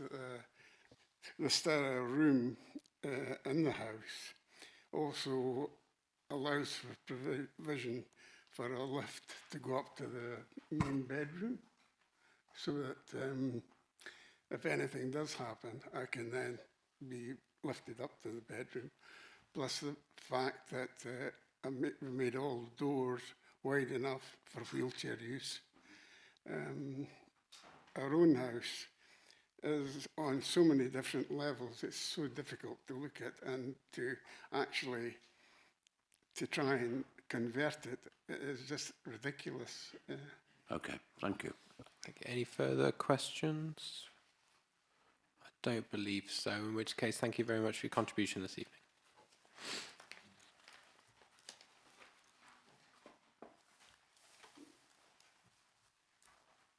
I will move on then to our last speaker for this item, who's Ward Member Councillor Parker. Good evening, Councillor.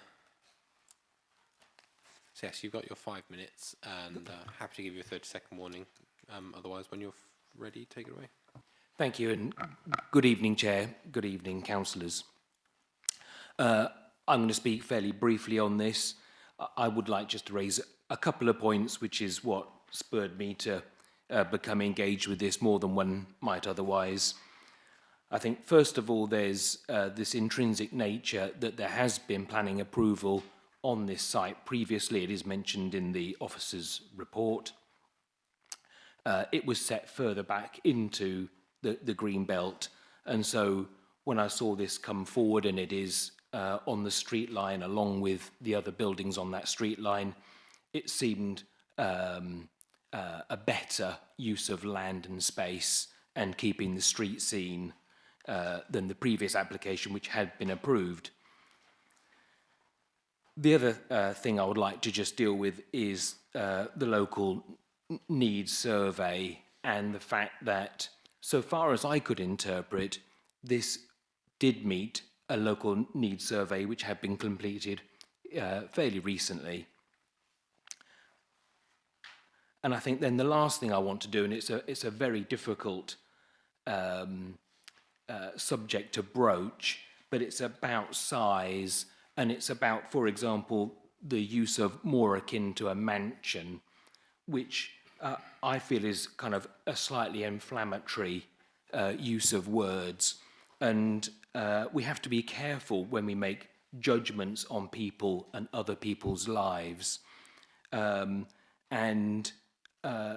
it might be that this house is, in fact, the right size for the job it has to do. Thank you very much. Thank you very much, Councillor. Members, do we have any questions for our ward member? Councillor Henshaw, sir?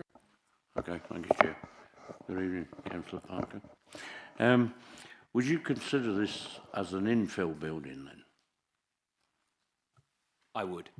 Okay, thank you. Thank you very much. Further questions? Nothing forthcoming, in which case thank you very much. Thank you very much. All right, members, we now move on then to points of clarification from our officers. Do we have any points of clarification? Councillor Littlewood. Thank you, Chair.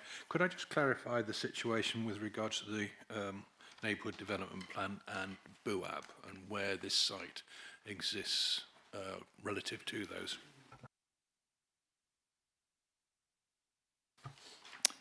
Yeah, thank you, Councillor. I'll move it to a previous slide, which will show you. In the bottom right-hand corner, the black line indicates the BOB as identified within the neighbourhood plan. And then obviously the site is outside of it completely because it's in this area here. Right, thank you. I was looking at the red dot there and wondering. Okay, so where the cursor is now is where the building site is proposed. Correct. Thank you. Thank you. Councillor Parry? Thank you, Chair. Just total clarification from the officers.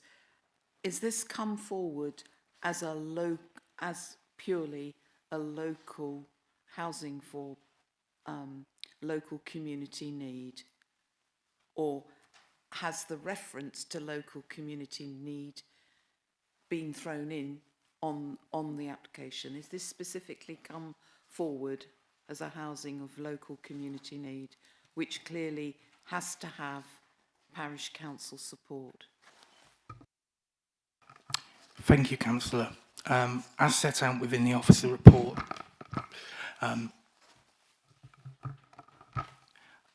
our assessment is, while reference has been made to local need as a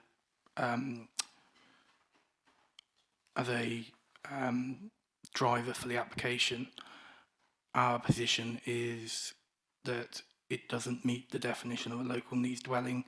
It is a dwelling for a particular person and doesn't meet the criteria within the NDP and the housing needs survey in that respect. I think in addition, to be clear, yeah, it's the parish council have objected to the proposal, so it doesn't have parish council support.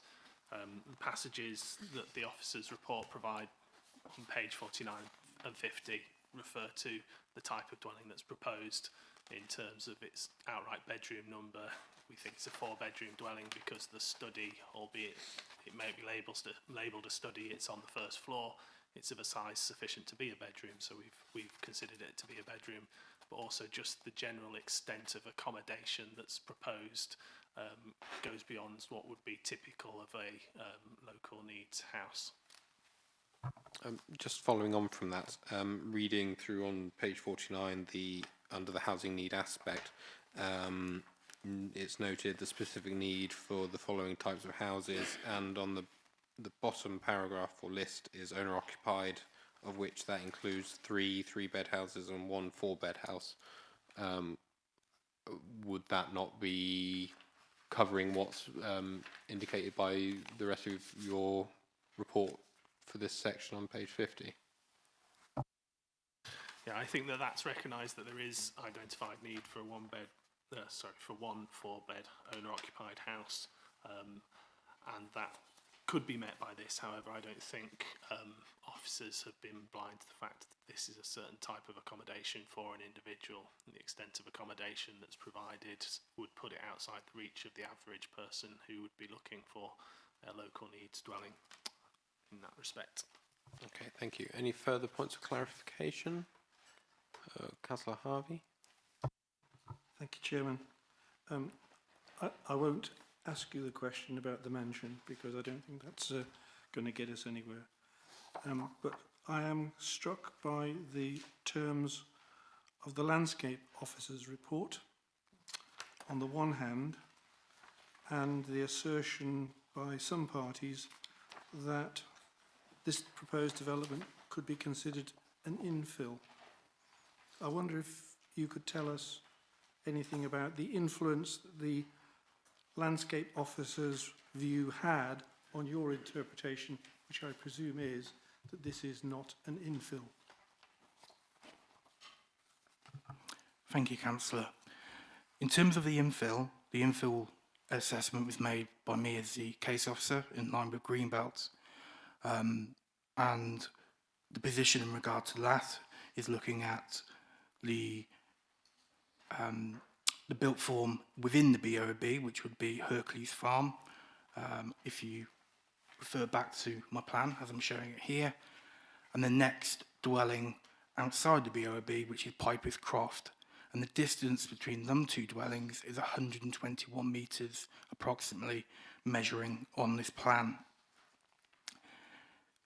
It would be approximately 20 metres from the dwelling to Piper's Croft, so this distance here, and 70 metres from the edge of the built form here back to Hercules Farm, and about 13 metres back from the road. So that was our officer assessment in terms of the infill. The landscape is it's sort of guided but it's a completely separate sort of assessment, looking at how that dwelling, if built, would appear and sit within the wider landscape. And I think it's also important to reiterate that within the NDP, this is a protected view within the NDP from the road looking across the Arden landscape in this respect, which the landscape officer has picked up as well. I think it may be worth adding to that our Greenbelt assessment that this is not limited infilling within a village is consistent with other decisions that the council has made on this site, where we have not considered it to be within the village, and that development on this site would not ordinarily be considered infilling in Greenbelt terms. I think the landscape officer's views are helpful because it identifies that there would be harm to the landscape, and that would principally arise through a loss of openness of the site, which allows views out into the countryside, and openness is one of the primary key features of the Greenbelt. Thank you. Councillor Pattingham. If it's outside the built-up area boundary and it's in the Greenbelt, how come planning permission was given 12 years ago, was it? Planning permission wasn't given on this site, it was given on the site to the rear of this. So this is not a replacement planning application. It wouldn't supersede or override the previous consent in the back field there, which was for a paragraph 80 house. That's a house of exceptional design. So in that circumstance, the exceptional design was considered to override planning policy. In essence, it's referred to in the report that that's not a fallback for this, partly because it's not on the same site, so they could essentially deliver both. They have commenced the other permission, and that's extant, but it's not a fallback because they have said that they could not implement it due to the costs of that. Okay, any further points of clarification? No, in which case we can move to debate. Who would like to start? Councillor Holmes. Thank you, Chair. So first, looking with the report, it said that there would be unacceptable harm to the setting of listed buildings in character of conservation area. I think it's been quite clearly demonstrated that the style of the building and the character would be perfectly in keeping with the street scene and the buildings and character of Claverton as a village. Looking at the local needs, I think that there is clearly a need for a 4-bed and 3 beds, and I think it would be inappropriate to muddy the waters with our preconceptions of what's acceptable 4-bed or not. Quite simply, there are residents in the village who need a 4-bed. They can afford it. I don't see any need to look past that. There is a shortfall of self-build, and I don't think that that's been given as significant weight as it should have. And the fact that it's, although it is adjacent to the build-up area boundary, it's not in an isolated location. It is part of the village. And I think overall it fits the scale, design and traditional local character of the village of Claverton. So for that reason, I'd want to go against officers' recommendations and approve the application. Is that a proposal, Councillor? Yeah. Okay, thank you very much. Who wants to go next? Councillor Harvey. Thank you, Chairman. I think this is one of those cases where there's heart and head involved. And clearly, Mr. Stark has got issues, which means that he needs a house of particular sort.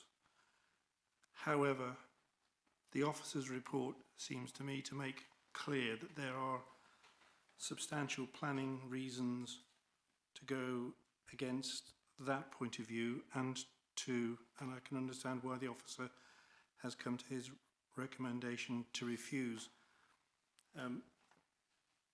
If we accept the distances involved, it's difficult for me to disagree with the officer that this is not an infill plot. The landscape view is protected, and it's protected by the NDP, amongst other things. The NDP is fairly recent, December 2019. I disagree with Councillor Holmes about the design. I think whether it's a mansion or not is really neither here nor there. I tend to agree with the officer's view that this is a house which does not sit well in design terms with the rest of the village. And although it may seem harsh on Mr. Stark, I am currently failing to find a substantial, sound planning reason to go against the recommendation to refuse. So I would, if it's appropriate at this stage to propose refusal, I propose refusal. Thank you very much, Councillor. Councillor Littlewood next. Thank you, Chair. Yes, and I agree with what Councillor Harvey has just said. But for me, the critical issue in my mind is the fact that this is contrary, granting this will be contrary to the local development plan and the protected landscape. And for that reason, I'm happy to second Councillor Harvey's motion. Thank you very much. Would you like to go next, Councillor Parry? Thank you, Chair. I'm actually in agreement with Councillors Harvey and Littlewood. I think if this application had come forward with Parish Council support, we would be in a very different position because it would be supporting local needs.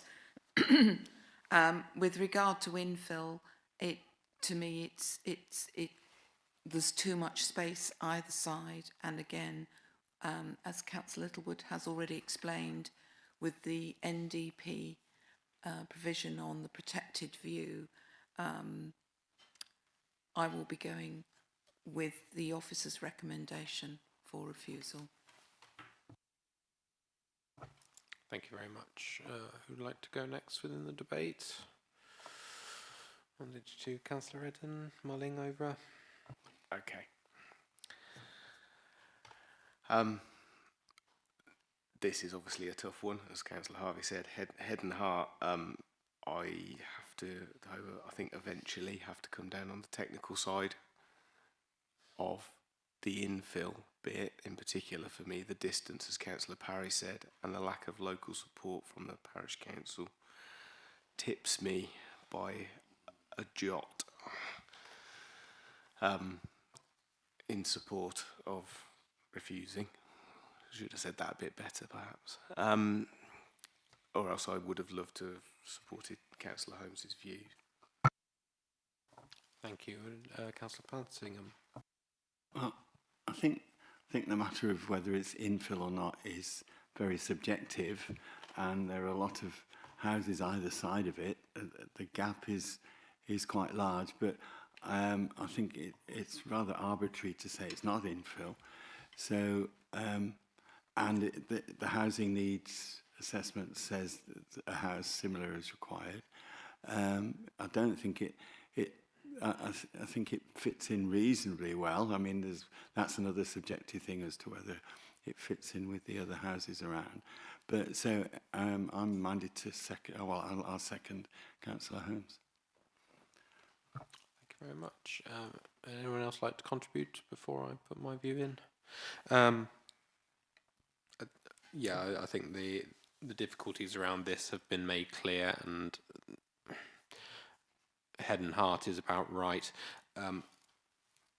Broadly speaking, I think that Councillor Holmes has touched on some positives that we can consider towards this application that needn't be dismissed out of hand. That being said, the objection from the parish council, particularly with regards to the neighbourhood development plans view of that outlook within the countryside, which is Greenbelt, holds more weight than I think we can dismiss in this case.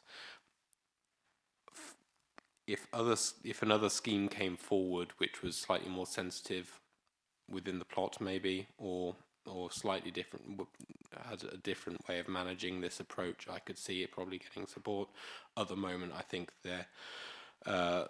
the reasons for refusal that were set out by the officer and mentioned by Councillor Harvey are swaying me at this point, albeit that it is a fine balance in my mind. So in all, I will be going along with the officer's recommendations,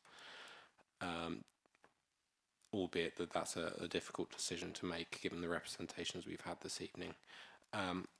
With that in mind, I think we do have two proposals, both of which have been seconded. We'll have to go with the one that was seconded first, which was Councillor Harvey's, to go along with the officer's recommendation to refuse the application. Can I see all those in favour for refusal, please? 5. And against? 4. And abstentions? 2.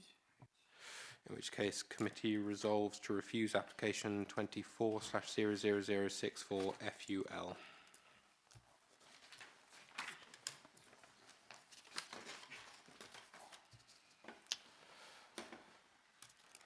All right.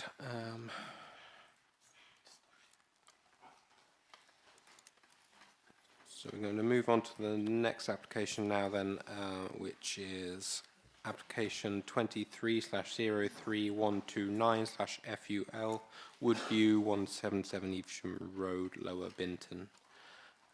Our presenting officer is once again Ryan O'Keefe. When you're ready, take it away.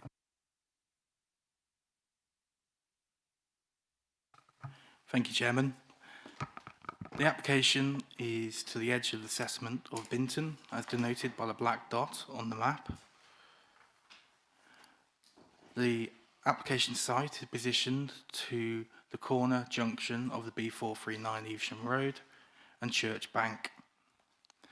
Planning permission is sought for the change of use of agricultural land to a residential garden and erection of an incidental outbuilding. It is important to note that it's part retrospective in that the change of use of the agricultural land and the erection of the incidental outbuilding has occurred. The permission before you today, if permission was to go against the officer recommendation, is to restore the land in question to a wildlife garden space. The original curtilage is denoted by the blue outline, with the land, the subject of the application, denoted by the red outline. The garden studio that has been built on site and to be retained. This is a site view from Church Bank. Within the site itself, view from the Evesham Road. And these are aerial imagery shots of the application site in question, showing the evolution and the change of the residential curtilage from 2007 towards 2021. The officer recommendations to refuse the application in line with the reasons within the officer report.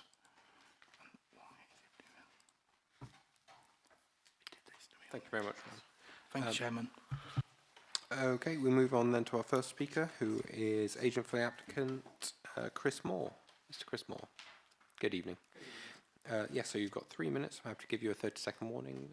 Otherwise, and it's the button on the right-hand side to turn on the microphone. Otherwise, once you're ready, take it away. I hope councillors can hear me okay. Thank you.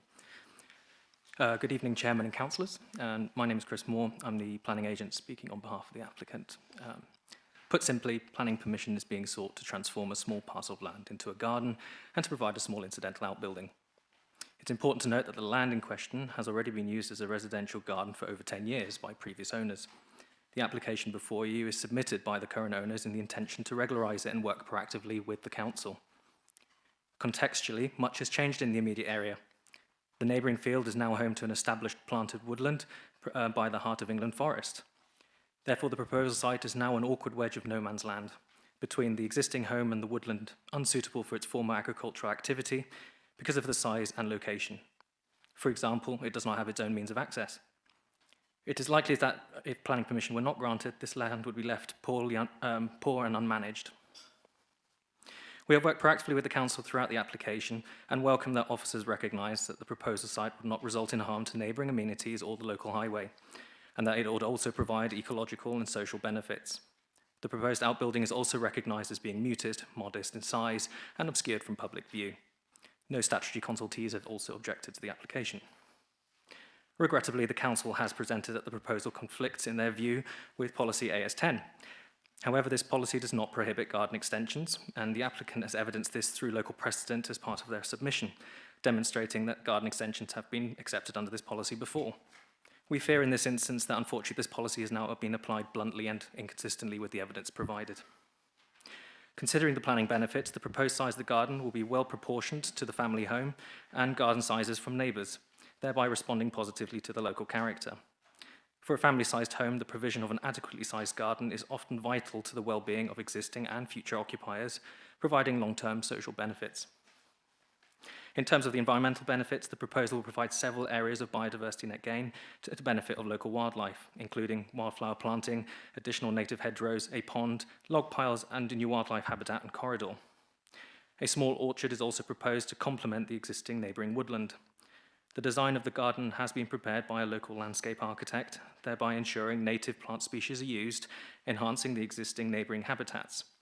The proposed works would offer a wider benefit to local wildlife, and the applicant is happy to have this controlled by planning condition. I'd like to also just note that the photos provided are historic. Thank you. The photos provided to you this evening are historic, and the officers have not visited the site recently, showing it in a much greener and verdant sense. And therefore, I think that this is something that councillors should bear in mind. Considering all of this, before you is an application which is up to balance, it's up for planning judgment, and therefore we think that the benefits of the environmental and social benefits outweigh any conflicts that the officers have raised in their report, and we would welcome the support of councillors this evening. I'm happy to answer any questions, and thank you for your time. Bang on time, thank you very much. Members, do we have any questions for our agent? Councillor Hencher-Serafin. Thank you, Chair. Good evening. Good evening. You say this site is awash with Heart of England forest. So the neighbouring site, the agricultural land is now woodland. It's been planted by the Heart of England Forest. Right. And I believe, I'll be happy to be corrected, but I believe that was done in 2020 or 2021 approximately. Okay. And the other question is, what type of fencing are they putting around this site? Is it allowing any certain wildlife to come through, or? We haven't agreed that with officers and happy to agree that through planning condition if required. The intention is primarily native hedgerow, with the intention of being that that's something that's primarily of character of the area and something that local wildlife would be benefiting from. Just for clarity, the land is not part of the woodland as well. This is a separate parcel of land. The woodland is a separate neighbouring parcel. Okay, thank you. Councillor Parry. Hello, good evening. Do you have any evidence that this has been used as a residential garden for more than 10 years? It's a good question, Councillor. Most of it is coming from Google satellite images as presented by the officer as part of their presentation. A lawful development certificate was also submitted to the council. It was subsequently refused only because of a technical matter regarding how the lines were presented on the application. It wasn't because of the time period itself that had passed. And this was primarily through the historic owners evidencing that as well and providing their support to that historic application. Thank you. Councillor Harvey. Mr. Moore, do you accept that there's a distinction between open countryside and land inside a built-up area boundary? And what's the purpose of drawing that distinction in your terms? Yes, I do acknowledge that there is a distinction between built-up area and open countryside. In terms of how I would interpret it, it's to do with the built-up area being an area that you nucleate residential development in the sense of new built form, with the open countryside there being for the enjoyment of residents and for the intention of retaining and managing soft landscaping, for example. So in this instance, for example, if the land were not to be granted planning permission, it wouldn't serve any sort of benefit to that open countryside definition.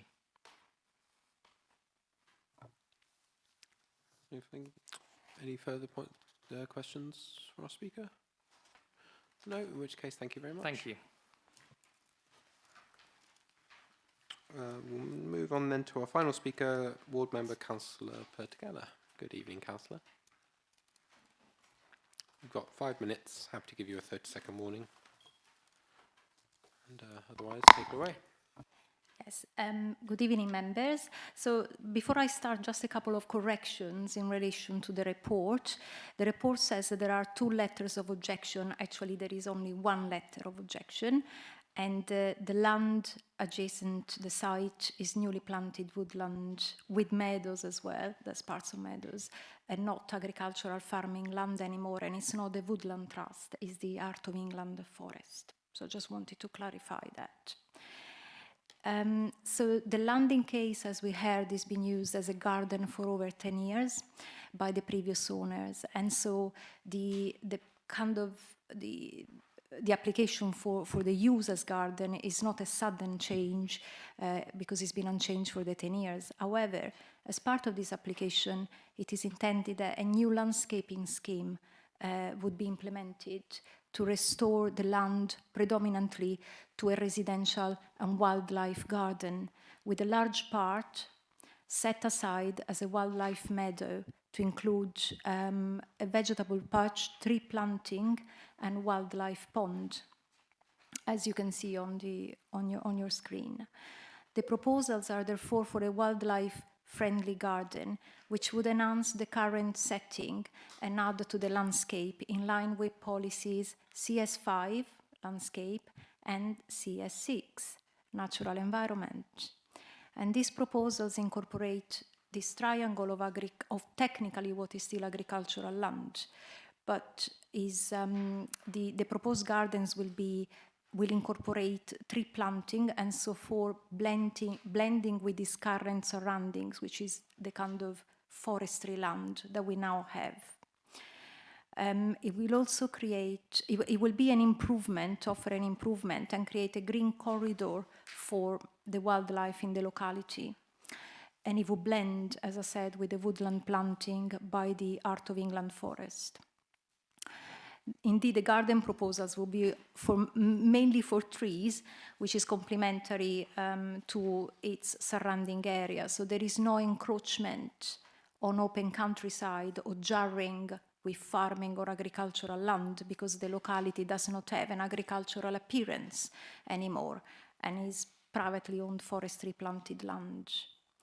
And we heard earlier this evening how important woodland and tree planting is for the council. The proposal would allow the land to be restored to a more natural green state, and then just leave it as a triangle of farming land, which cannot be farmed anyway because it can be accessed between the woodland areas and the domestic garden. The Council has declared a climate emergency, so these proposals would enhance biodiversity in the location. You have water, you have planting, you have hedging, and I understand the boundary between the domestic wildlife garden and the rest of the newly planted woodland is a post and rail fence. So the wildlife can actually come and so on. So that's what I understand from the owners. Policy AS10, which seems to be the main policy which is in conflict with this application, actually the policy can be considered together with policies such as CS5 and CS6 and also CS9 design, because obviously this would be an improvement on the landscape and on the settings. And therefore, this application is really, really about planning balance tonight, and therefore I hope that members can support the proposals for this wildlife garden. Thank you. Thank you very much, Councillor. Members, do we have any questions? Councillor Parry. Good evening, Councillor Pertigala. Thank you for your presentation. Can you just explain how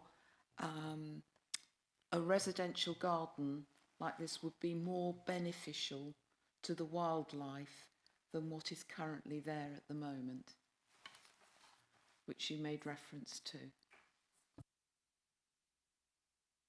So what is currently there, and I've been on site, it's just grassland. But here you you got the meadows and the newly planted trees of the Heart of England forest, and so this would in a way improve because you have different. You make the garden more biodiverse. And so a big portion of the garden, as you can see, will be dedicated to enhance wildlife. So you got the water, so you're already attracting different type of wildlife and biodiversity. You got the orchard trees, so they're very good for bats, pollinators, birds as well. And you got the wildflower meadow as well. So you are producing different types of ecosystems, and also in a way it references a little bit what the use of the land is now. So that land was agricultural farming land, but it's been bought by the Heart of England forest, and of course it's going to be a wildlife haven. So in a way, the current owners are, have thought about how to have their domestic garden, but without compromising the landscape setting and referencing their new surroundings into their garden. Thank you. Any further questions for our ward member? No, in which case, thank you very much for your contribution. Okay, we can now move on to points of clarification from our officers. Councillor Holmes first. When the recommendation was made, just clarification, were the officers aware that the surrounding land is now part of the Heart of England Forest Trust? And if not, does that impact any decision or recommendation made?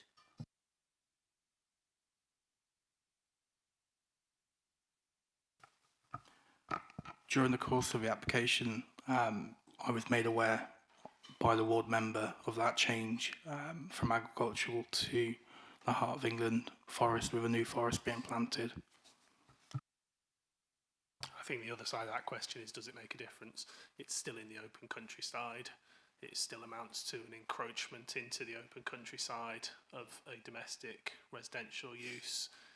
AS10, policy AS10 of the core strategy is still the starting point for members' considerations here. It doesn't specifically allow for extensions into the open countryside. They have to be fully justified and provide public benefits to be allowed. Councillor Parry. Yeah, it's a question with regarding to immunity in terms of planning terms, when there has been a change of use for a piece of land or a building, that I just seek clarification that if a building or a piece of land has had a change of use and continued it for more than 10 years, there are immunity, principles of immunity are often applied. Does that apply, or has it been considered on this application, and if not, why not?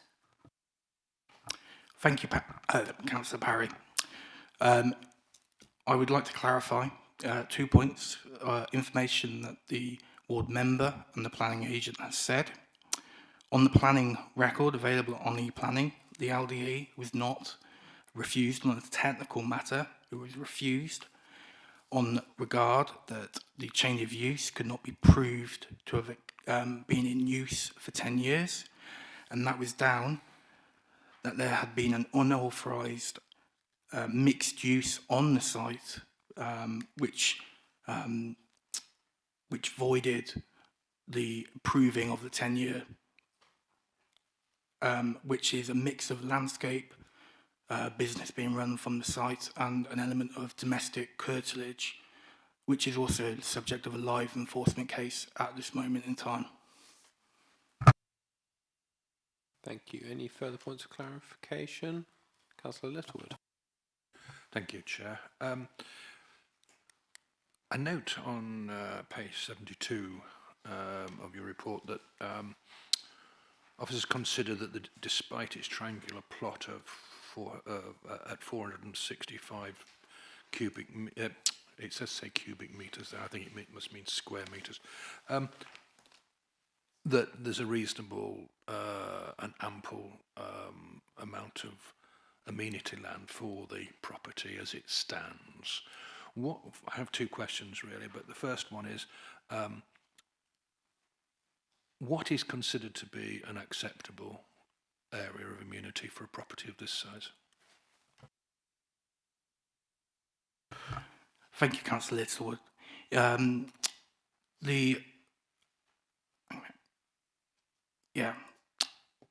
In regards to the development requirements SPD, particularly Part L, which refers to open space, which is also private residential amenity, for a 3-bedroom dwelling or even a 2-bedroom dwelling, the maximum is about 50 square meterage. So, you know, that's the minimum. Yeah. And we're looking at the original curtilage at 465, so it's in excess of 400 square metres above what we'd be looking at. Thank you. And pardon me. The other comment is on the same page is that the reasons given for extension and adoption of the additional land was to give access to farm machinery. That would suggest that a farm was going on and not a private dwelling. I presume that comes from the mixed use that's been declared. Can you just explain that a little bit more for me, please? Because that seems to be a confusing reason for having a garden. Yeah, just to clarify, it's not in relation to the mixed use on site. The mixed use on site at the moment is residential with the landscaping business in operation by the applicant. In our report, obviously within the planning statement, it was set out that, as you've mentioned, it was to provide access to agricultural machinery, and the reason for its expansion was to prevent agricultural machinery damaging the property. However, from a planning officer point of view, we have no evidence to support that claim that's been made. We have no evidence to accept that that is the case. Okay, thank you. Councillor Thank you, Chair. This is a good one. Would all these trees on this piece of land, would they be considered as agricultural fruit trees? If they were an orchard planted for the purpose of harvesting fruit, yes. If they were for woodland, they would be forestry, which is part of the definition of agriculture. There's no indication that there's any intention to do any such thing on this site. Thank you very much. Any further points of clarification? Councillor Eden? Sorry, just popped into my little brain then. If the rest of the site, if the site that part of the site that we're talking about here is now surrounded in woodland rather than agricultural land, and that slither of land no longer has any realistic chance of being used as agricultural land, does that have any effect? Or am I misunderstanding? It's not irrelevant, it's a material consideration, but the application before members and what members are considering tonight is whether or not they should permit this to be used as a garden. It is not to allow it to be planted with trees and so on, which wouldn't be development. It's the change of use of land which is the critical consideration for tonight. Councillor Littlewood? Going on from that point, then, if this was a rough piece of disused agricultural land on the margin of a wooded area, would that be considered to be a wildlife buffer zone to the domestic dwelling? And is that relevant to any sort of change of use? I think I defer to my previous answer. The application before members tonight is to consider whether or not this land should be allowed to change use into a garden. Any further points of clarification? No, in which case we can move to the debate. Who would like to start? Councillor Harvey. Thank you, Chairman. The road to hell is paved with good intentions. This is a simple, straightforward case, in my view, of an application to turn a piece of open countryside into a domestic garden. I've had similar circumstance in my own ward within the past 6 months where a resident did exactly that. He just did it. Enforcement became involved and the attempt was made to regularise the position by seeking a consent for change of use from open countryside to garden. That was refused, quite rightly. I don't see the difference. I think we need to make consistent decisions. There is a report here by officers which lays out the case for refusal, and speculation about what might be intended, what could be intended, is irrelevant. This is a simple, straightforward, can I turn this piece of open countryside into my garden? And policy says, no, you can't. So I support the officer's recommendation and propose refusal. Thank you very much. Councillor Home. Shockingly, I'm going to argue the opposite. I say that there are significant public benefits that have been outlined, as well as just the overriding common sense for how this will fit in with the surrounding landscape. This is never going to be used as agricultural. It's unsuitable as agricultural land, and I think the biodiversity net gain from this site will have significant public benefits, and as such, I think that this application should be granted, and I'm happy to propose that. Thank you very much. Councillor Parry. Thank you, Chair. I concur with Councillor Harvey. We have a number of similar situations that happens across the district, where there is an element of residents have a back onto an agricultural field, or they buy a piece of land to actually protect it from other people coming on and putting houses on it. But that doesn't give permission to transfer a piece of open countryside into residential garden, however delightful it might be for children or grandchildren, or to have a garden party, and therefore purely on policy, which is actually what we're here this evening. Yes, it would be lovely to say to various residents, by all means, we'll change that bit of garden, you can have a lovely extension and wildlife, but we have a policy, we have a core strategy, which has been developed over a number of years. We have a number of these sorts of applications that come through. Certainly in my 10 years of sitting on planning committee, we've had numerous ones, and we have to be consistent. And whilst it sounds a lovely idea to increase wildlife, increase biodiversity, etc., at the end of the day, this is open countryside land, and it should remain open countryside land.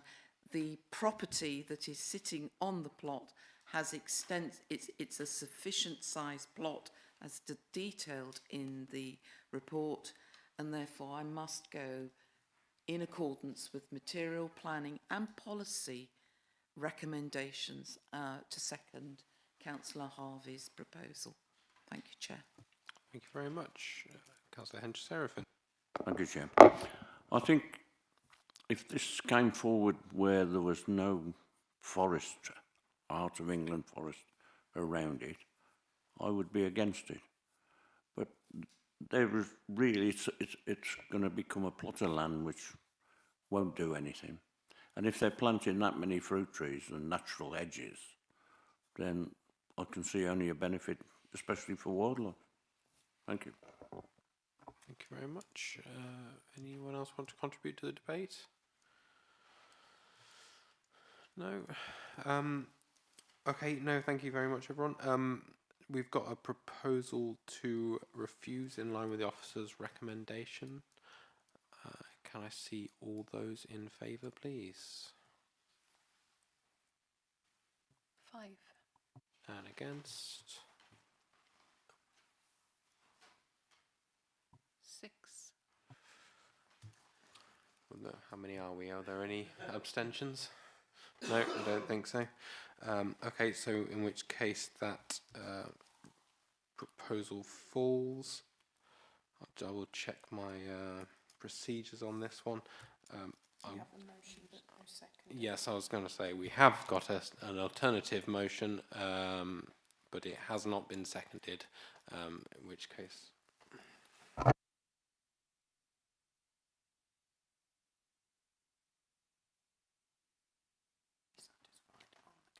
Thank you. Thank you very much. So it looks like we've got a second to Councillor Holmes. I'm just going to consult with officers on the impact that will have. Bear with me 2 seconds.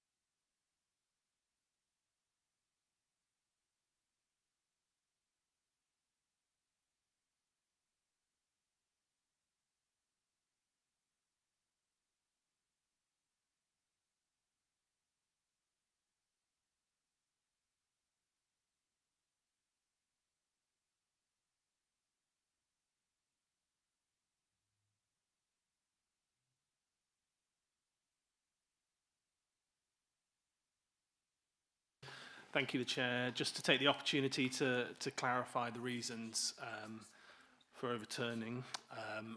My understanding, paraphrasing from the debate, is that the encroachment into the countryside is considered to be fully justified on the basis of public benefits arising from the ecological, environmental improvements of the appearance of the site and the biodiversity net gain that would arise from that. Is that correct? Yes. Microphone, please. Sorry. Yeah, focusing on the biodiversity net gain of the site being the public benefit. If anyone else has any suggestions for anything else. Chairman, have you got any evidence for that? We're making a decision based on assertion or a decision based upon evidence?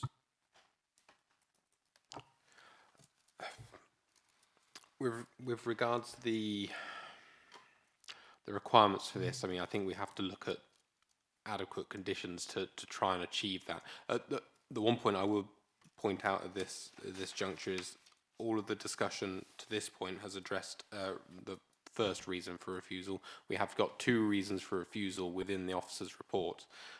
Second being pertaining to the outbuilding, which hasn't formed a significant part of the debate. That certainly needs to be addressed because we cannot just base it on the first reason being overturned.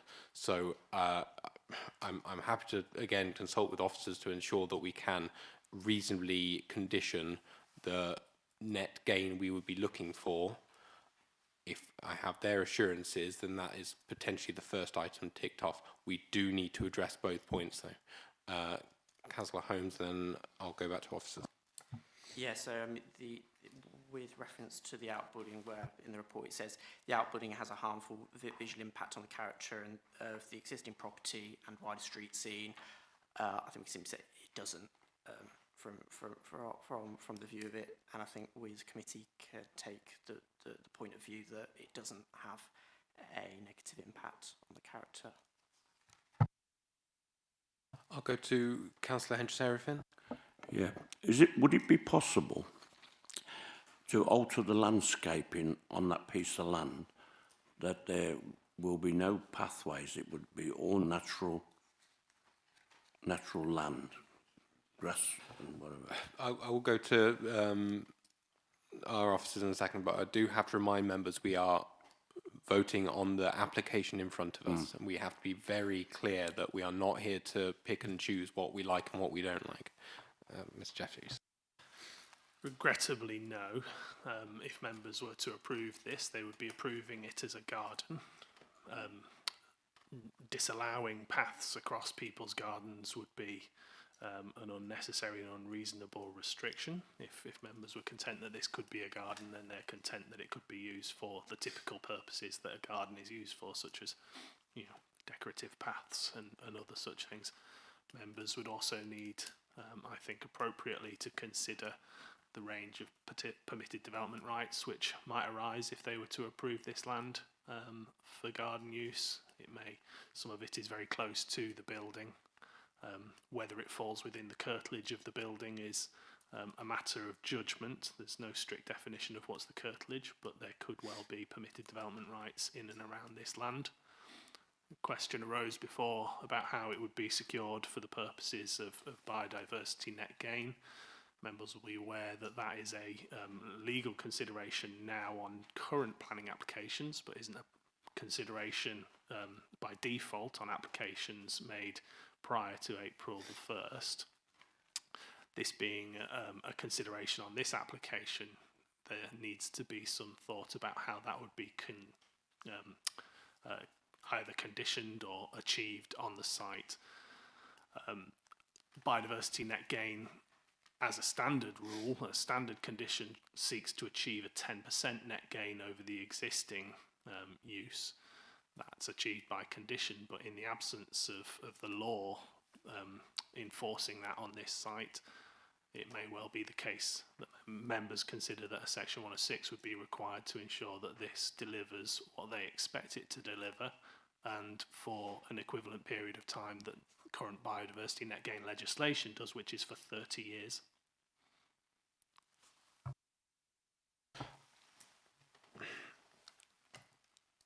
I'm happy to go back to members for this, but at this point I'm certainly not happy that we've met the bar to overturn the two reasons that we have, which is why I voted in line with the officer's recommendations in the first instance. I think in the very least there's work to be done to make sure that this would meet the tests that we are putting forward, because net gain in biodiversity is a admirable thing to go towards. That's not necessarily what we can expect to achieve with the application in front of us this evening in how it is posed and how we are considering it. Now, the applicant, if it's refused, then the applicants would have every opportunity to come back with a new application to us to address that. But that's not necessarily what's in front of us right now. I think we have to be incredibly aware of that when considering what we're looking at. Right. Bear with me 2 seconds. I'll just consult the officers on the next way forwards, then we'll proceed. Thank you.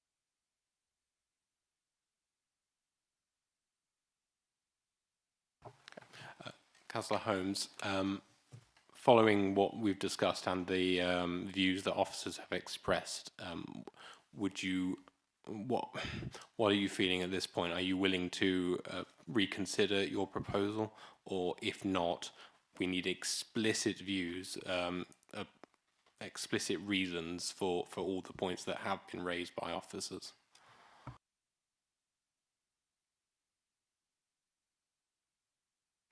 Could a potential option be deferring for reports on biodiversity? We can consider a deferral. I would have to see a proposal in a second for that, and a reason for the deferral to be given. I'd like to hear my views of fellow colleagues on that, please. Councillor Henderson. Yeah, I think that may be a good idea to make this more, if it's going to be a wildlife garden, it should be more wildlife. None of these paths. Probably even more trees in there as well. and if they're having a natural hedge. But I think to defer it would be the ideal thing. Well, once again, I'm happy to take a deferral as a proposal. We have to consider the application that is here and that has been submitted and validated and has been considered by our officers. There is opportunity to seek technical clarification on this application. If you're talking about another application which seeks more detail into various different aspects, then that is a different application, and this application will come back here again and we'll be having the same debate. So can I have absolute clarity what the reason for deferral is? Well, sort of looking at for the reason for wanting to approve the application was the public benefit outlined by the biodiversity net gain on site, but the officers aren't happy with how that's quantified. Then how can we provide, or how can we see what the material? How do we measure that? I don't know. I'm not sure. Any assistance from colleagues, please? Councillor Fleming. We seem to be stuck on this that Councillor Harvey came up with, and he wants evidence of the improvement in the biodiversity. I think a reason for deferral would mean that we'd want some clarification or some proof that the biodiversity would outdo the harm that may be caused by doing this. So, from my perspective, I would say that we need proof that the biodiversity would improve over the course of the improvements to the ground. Thank you. We'll go to Mr. Jeffries to clarify that point. Yes, thank you, Chair. My understanding from the debate members have been having is that the reasons for refusal would be essentially for officers to seek further clarification in terms of the biodiversity net gain of the site. That would ordinarily be achieved by the applicant completing a biodiversity net gain calculator, and we would then, following that, seek the consultation reply of our county council ecologist colleagues to see whether that can be considered in the planning balance as a planning benefit for members. Thank you. Councillor Holmes, I take it you're proposing deferral? I'll be very happy with all those points outlined there. Yes, please. Okay, thank you very much. And Councillor Hens-Sheriffin, still happy to second that? Yeah, very good. In which case we have a proposal which has been seconded to defer the application to allow for a biodiversity calculation to be carried out and submitted for assessment by officers. Can I see all those in favour, please?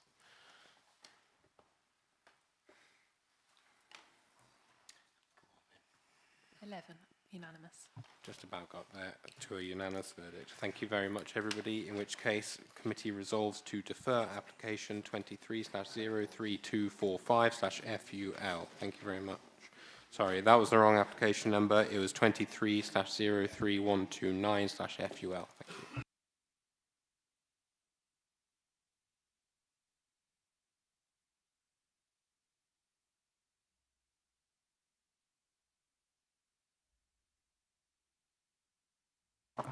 I'm very happy to allow a 3-minute comfort break. Thank you.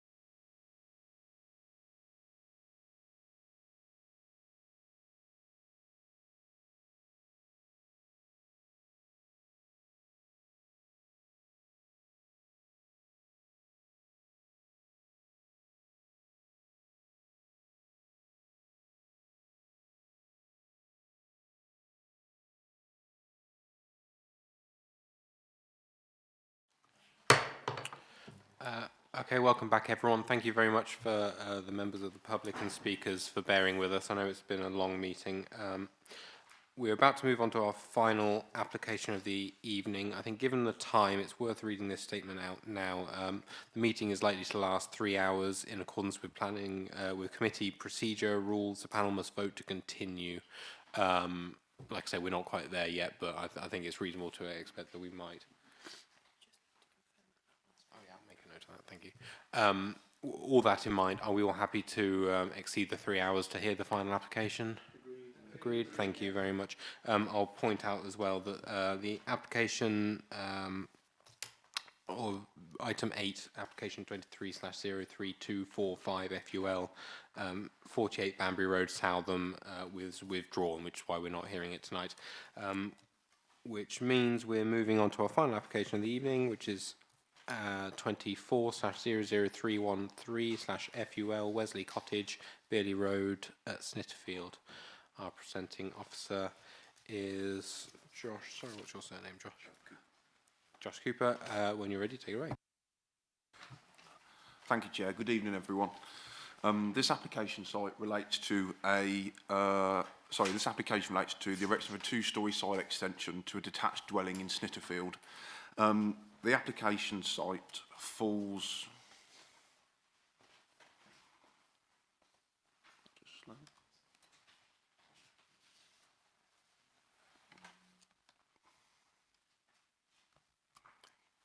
Oh, there we go.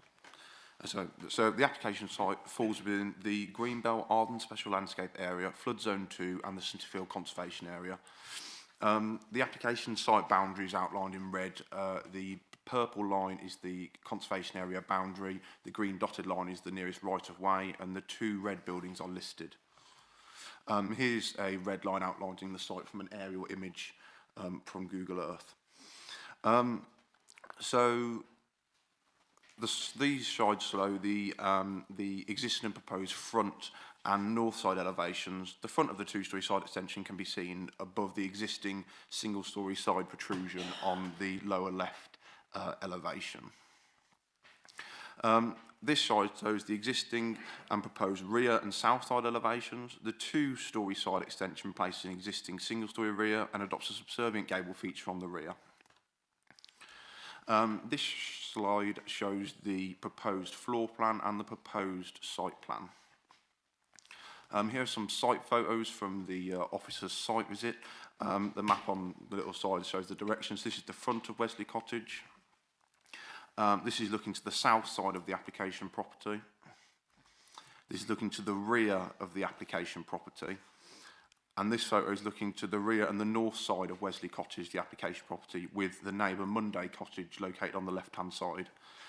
In summary, the proposed development is considered to have an acceptable design, acceptable impact on the conservation area, as well as acceptable impacts on neighbouring amenities, highway safety and flood risk. The proposal is considered to comply with the core strategy and neighbourhood plan policies and associated guidance. Officer's recommendation is to grant the application for planning permission for the reasons detailed in the officer's report. Please note the update in the update sheet which regards a error in the officer's report regarding the distance of the extension to the neighbour's property. And that's the end of this presentation. Thank you very much, Josh. Okay, we'll move on to our first speaker, who is Councillor Andy Brettle of Snitterfield Parish Council. Good evening, Councillor. So you've got 3 minutes. Happy to give you a 30-second warning before your time expires. Otherwise, when you're ready, take it away. Thank you. Can I have the first slide, please?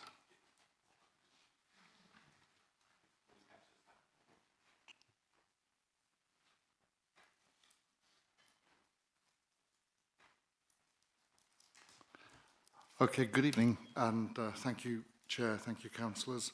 I'm representing Snitterfield Parish Council here. We agree and support with the case officer insofar as there's no harmful visual impact, there's no detrimental impact on the character of the special landscape area. The proposal would harmonise with local distinctiveness. We support the extended volume in line with BE3, referencing 1975 built form, and it accords with Snitterfield Neighbourhood Development Plan.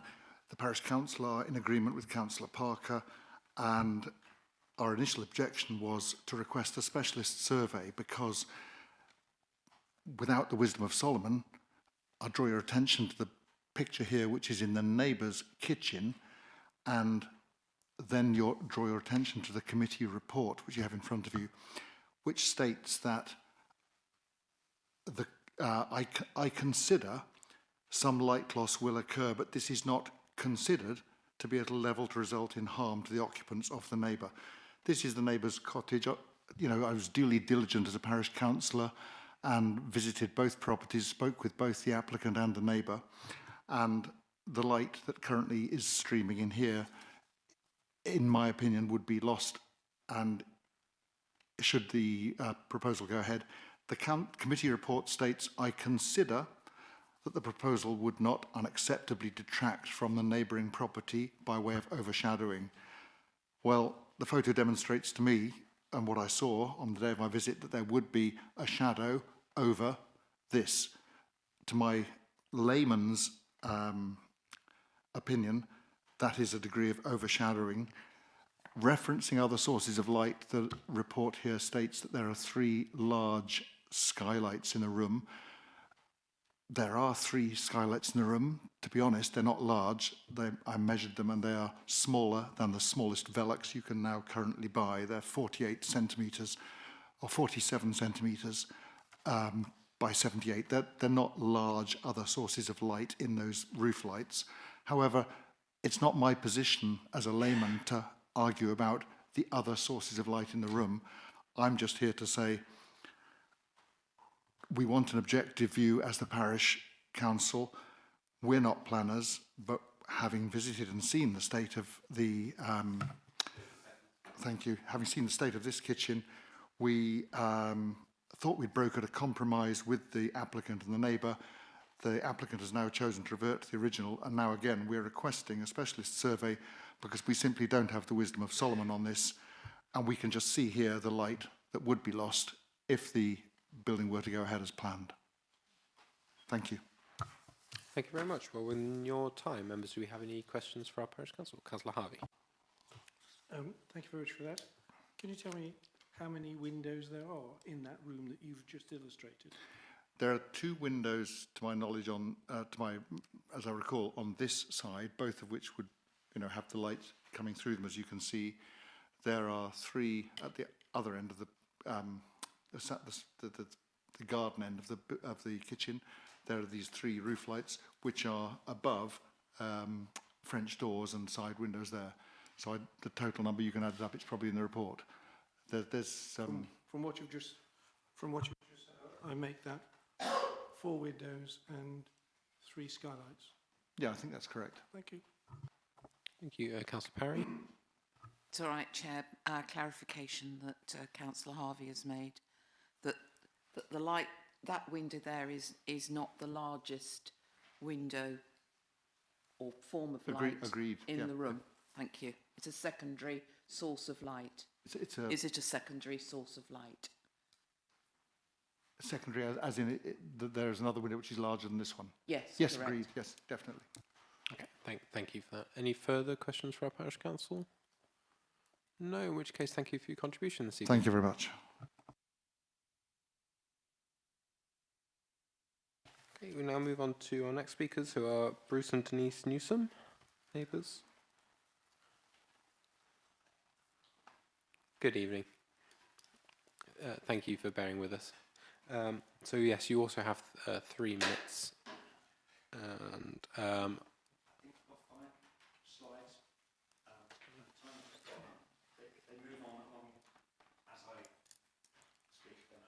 yeah, no worries at all. I'm sure that can be arranged. I'm happy to give you a 30-second warning as well before your time's up. Otherwise, yes, just the button on the right-hand side.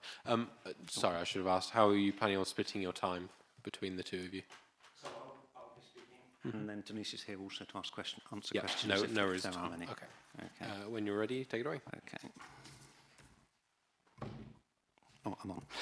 Thank you, Chairman, and members of the committee for allowing us to speak on this matter. Let me open by saying that we welcome the redevelopment of Wesley Cottage and agree with many of the comments that have been made by others on the e-planning website. However, we are in objection to this particular design because of the overbearing impact that it will have on our home and the loss of natural daylight that it will cause in our kitchen. The images on slide 1 show the scale and proximity of the proposal next to our home. Top left is the existing front elevation, and top right, the proposed development, which introduces a first story less than 2 metres from our property, indicated by the green line. At the bottom of the screen, we have the side-on view showing how the new 2-storey wall will extend all the way to the rear of the property. Slide 2. This is a photo of our kitchen interior showing the layout with our 2 primary windows, 1 and 2, labelled. We rely on significant light through these 2 windows, which are effectively the front of our kitchen. To the left and at the back of the room are our fridge and pantry, which do not benefit from another light source. On slide 3, here is the proposed site plan and floor plan of our kitchen, where you can see the position of our 2 primary kitchen windows over the sink and food preparation worktop, with the fridge and pantry set further back. Slide 4. Here are 2 uncropped photos taken from our kitchen windows and a third showing the manner in which they were taken. You can see how the boundary wall drops down to the left where it meets the V with the single story, which currently borders our property. In referring to the BRE guidelines, the case report states that the breach of the 25-degree rule from these side windows is not considered severe enough to warrant refusal, by claiming that the existing boundary wall already breaches it. However, the only drawings submitted with this application that could be used to assess the rule are front and rear elevations, and as such do not recognise the problem, which can only be seen from appropriate section drawings cutting through both windows. Therefore, the planning officer will not have been able to make a proper assessment because the relevant detail wasn't available. A section through window 1 reveals that it is not breached by the existing building, but will be significantly so if the development goes ahead. A cross-section at window 2 shows the minimal amount to which the existing boundary wall breaches the rule and the significant increase from the proposal. Secondly, the report argues that the breach is not severe enough because the kitchen is served by other windows. However, the BRE guide specifically calls out that impacted windows more than 5 metres away from the rear windows may not be mitigated by the daylight that they provide, and such is the case for window 1. The guide also states that when applying the rule, the size and function of the room and the orientation of the building should be taken into account. The internal layout is important in this case because these 2 windows are directly in front of the sink and the sole worktop. Furthermore, the fridge and pantry do not benefit from the rear-facing windows. I have not been allowed to show you the section drawings which I commissioned because the case officer has not verified them. I'll just ask you to wrap it up as quickly as possible. I hope that you will have been able to see them that I sent in the email. And that's everything. Thank you very much. Lovely, thank you. Sorry to cut you off there. Members, do we have any questions for our speakers? Nothing forthcoming? No. Thank you very much for your contribution this evening.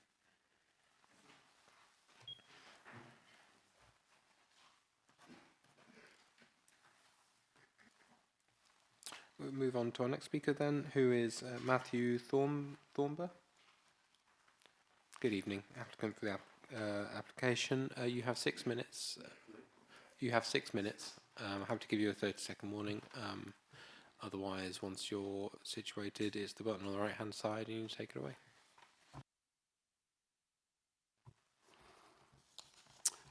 First of all, thank you for allowing me the time to speak. There are 4 photographs to be shown during my speech. These are self-explanatory and for context. Myself and my partner, Natasha, moved into Wesley Cottage on the 1st of March 2023, just over a year ago. From the moment of making an offer on the property, it was evident that Wesley Cottage was badly in need of significant investment, development and modernisation. And without this work, the property was at risk of becoming a derelict, unattractive eyesore in a prominent location in the centre of the village. In short, the house in its current state is bordering on uninhabitable, and any potential buyers of Wesley Cottage would most likely have chosen to develop it in a similar way. It is now 50 years since any development work was carried out on this property. The area of Wesley Cottage most in need of structural, remedial and development work is the northwest side, a restrained and sensitive plan, and has been drawn by a reputable local architect who has a wealth of experience in producing designs within many conservation areas and has completed work in Snitterfield. The design is compliant with and embraces good local design principles. We have taken great care not to overwhelm the cottage, with modest additional volume of 75.4 cubic metres or 24% remaining well within the policy and guidelines as laid down in the Snitterfield Neighbourhood Development Plan. The addition of a partial pitched roof to the rear will enhance the street view as seen from the centre of Snitterfield and properties to the rear. The roof features a lower ridgeline than the host building, which gives the extension a subservient feel. The proposal also results in minimal additional footprint, which is clearly of significance within the Greenbelt. The holistic approach that we have adopted not only addresses structural and visual appeal, but satisfies the requirement and responsibilities that are associated with owning a home within a conservation area, something which we take very seriously. Whilst we note our neighbours and the Parish Council's comments regarding the impact on daylight, we remain convinced that any impact will be minimal to a room that already enjoys many other sources of daylight from primary southwest facing windows, doors and skylights. This opinion is reflected in the committee report of the planning officer responsible for this case. Having followed correct protocols and attended and contributed to the Snitterfield Parish Council planning meeting where our application was discussed, I remain dissatisfied at the lack of technical or objective justification from the Parish Council for their decision to object to our application, apart from a reference to the Neighbourhood Development Plan Policy BE10. Furthermore, a compromise design was discussed at an informal meeting with Parish Council members and our neighbours, but resulted in further costly conditions and obligations being placed upon us, which we are unable to meet. The acknowledged experts within the Planning Office of SDC have deemed our application to be appropriate and within the guidelines when taking into account the proximity and aspect of Monday Cottage. It must also be noted that there have been a number of comments of support submitted to the SDC planning website from other proximate neighbours and our own councillor Duncan Parker. The overwhelming theme within these comments is a much needed aesthetic improvement to a property that enjoys a central location whilst also addressing inefficient CO2 emissions, essential structural work and security upgrades. Thank you.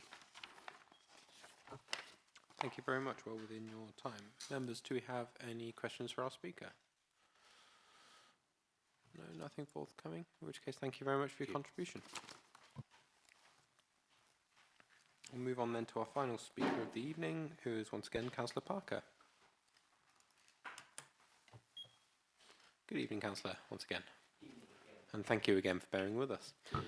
You have 5 minutes. I'm happy to give you a 30-second warning. Otherwise, once you're ready, take it away. Thank you again, councillors and chair. So I supported this application, and I don't want to revisit it all in detail because I think you've heard most of what needs to be said.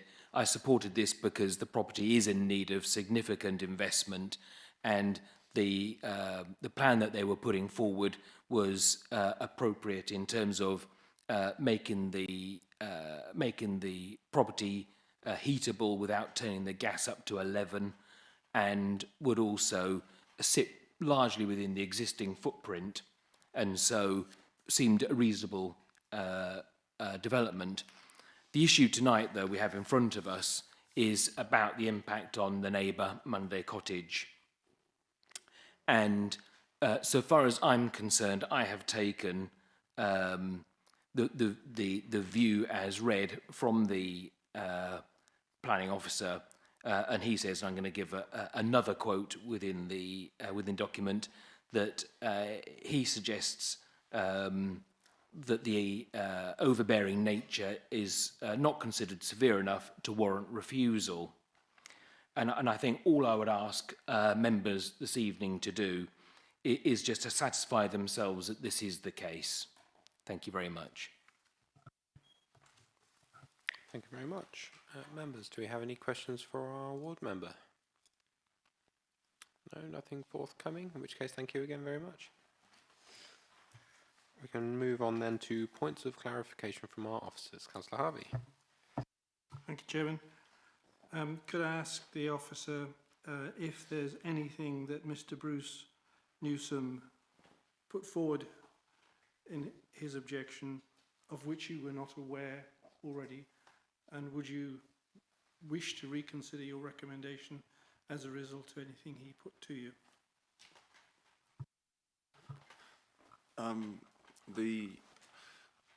Despite what's been said, our assessment does remain the same, and in my opinion, no further information has been suggested that would warrant me to take a different approach with this application. The fundamentals of the case is that we have secondary sources of light which are also serving an open plan room with substantial glazing on one end. According to the guidance within our adopted SPD, we give less weight to the side-facing windows, and I feel that in this case that's been appropriately applied. I can't really add anything more than that, unfortunately. Thank you very much. Thank you. Any further points of clarification? Councillor Badgham. Thank you. Thank you, Chair. Just a question. If we were minded to grant, would it be possible to have a condition regarding swift bricks or any kind of wildlife conditions to enhance wildlife provision?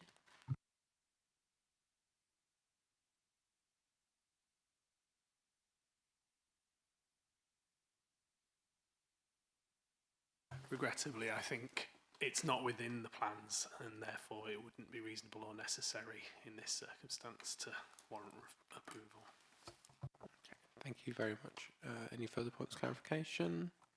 No, in which case we can move to debate. Who would like to start? I'll pick on someone if not. Councillor Fleming.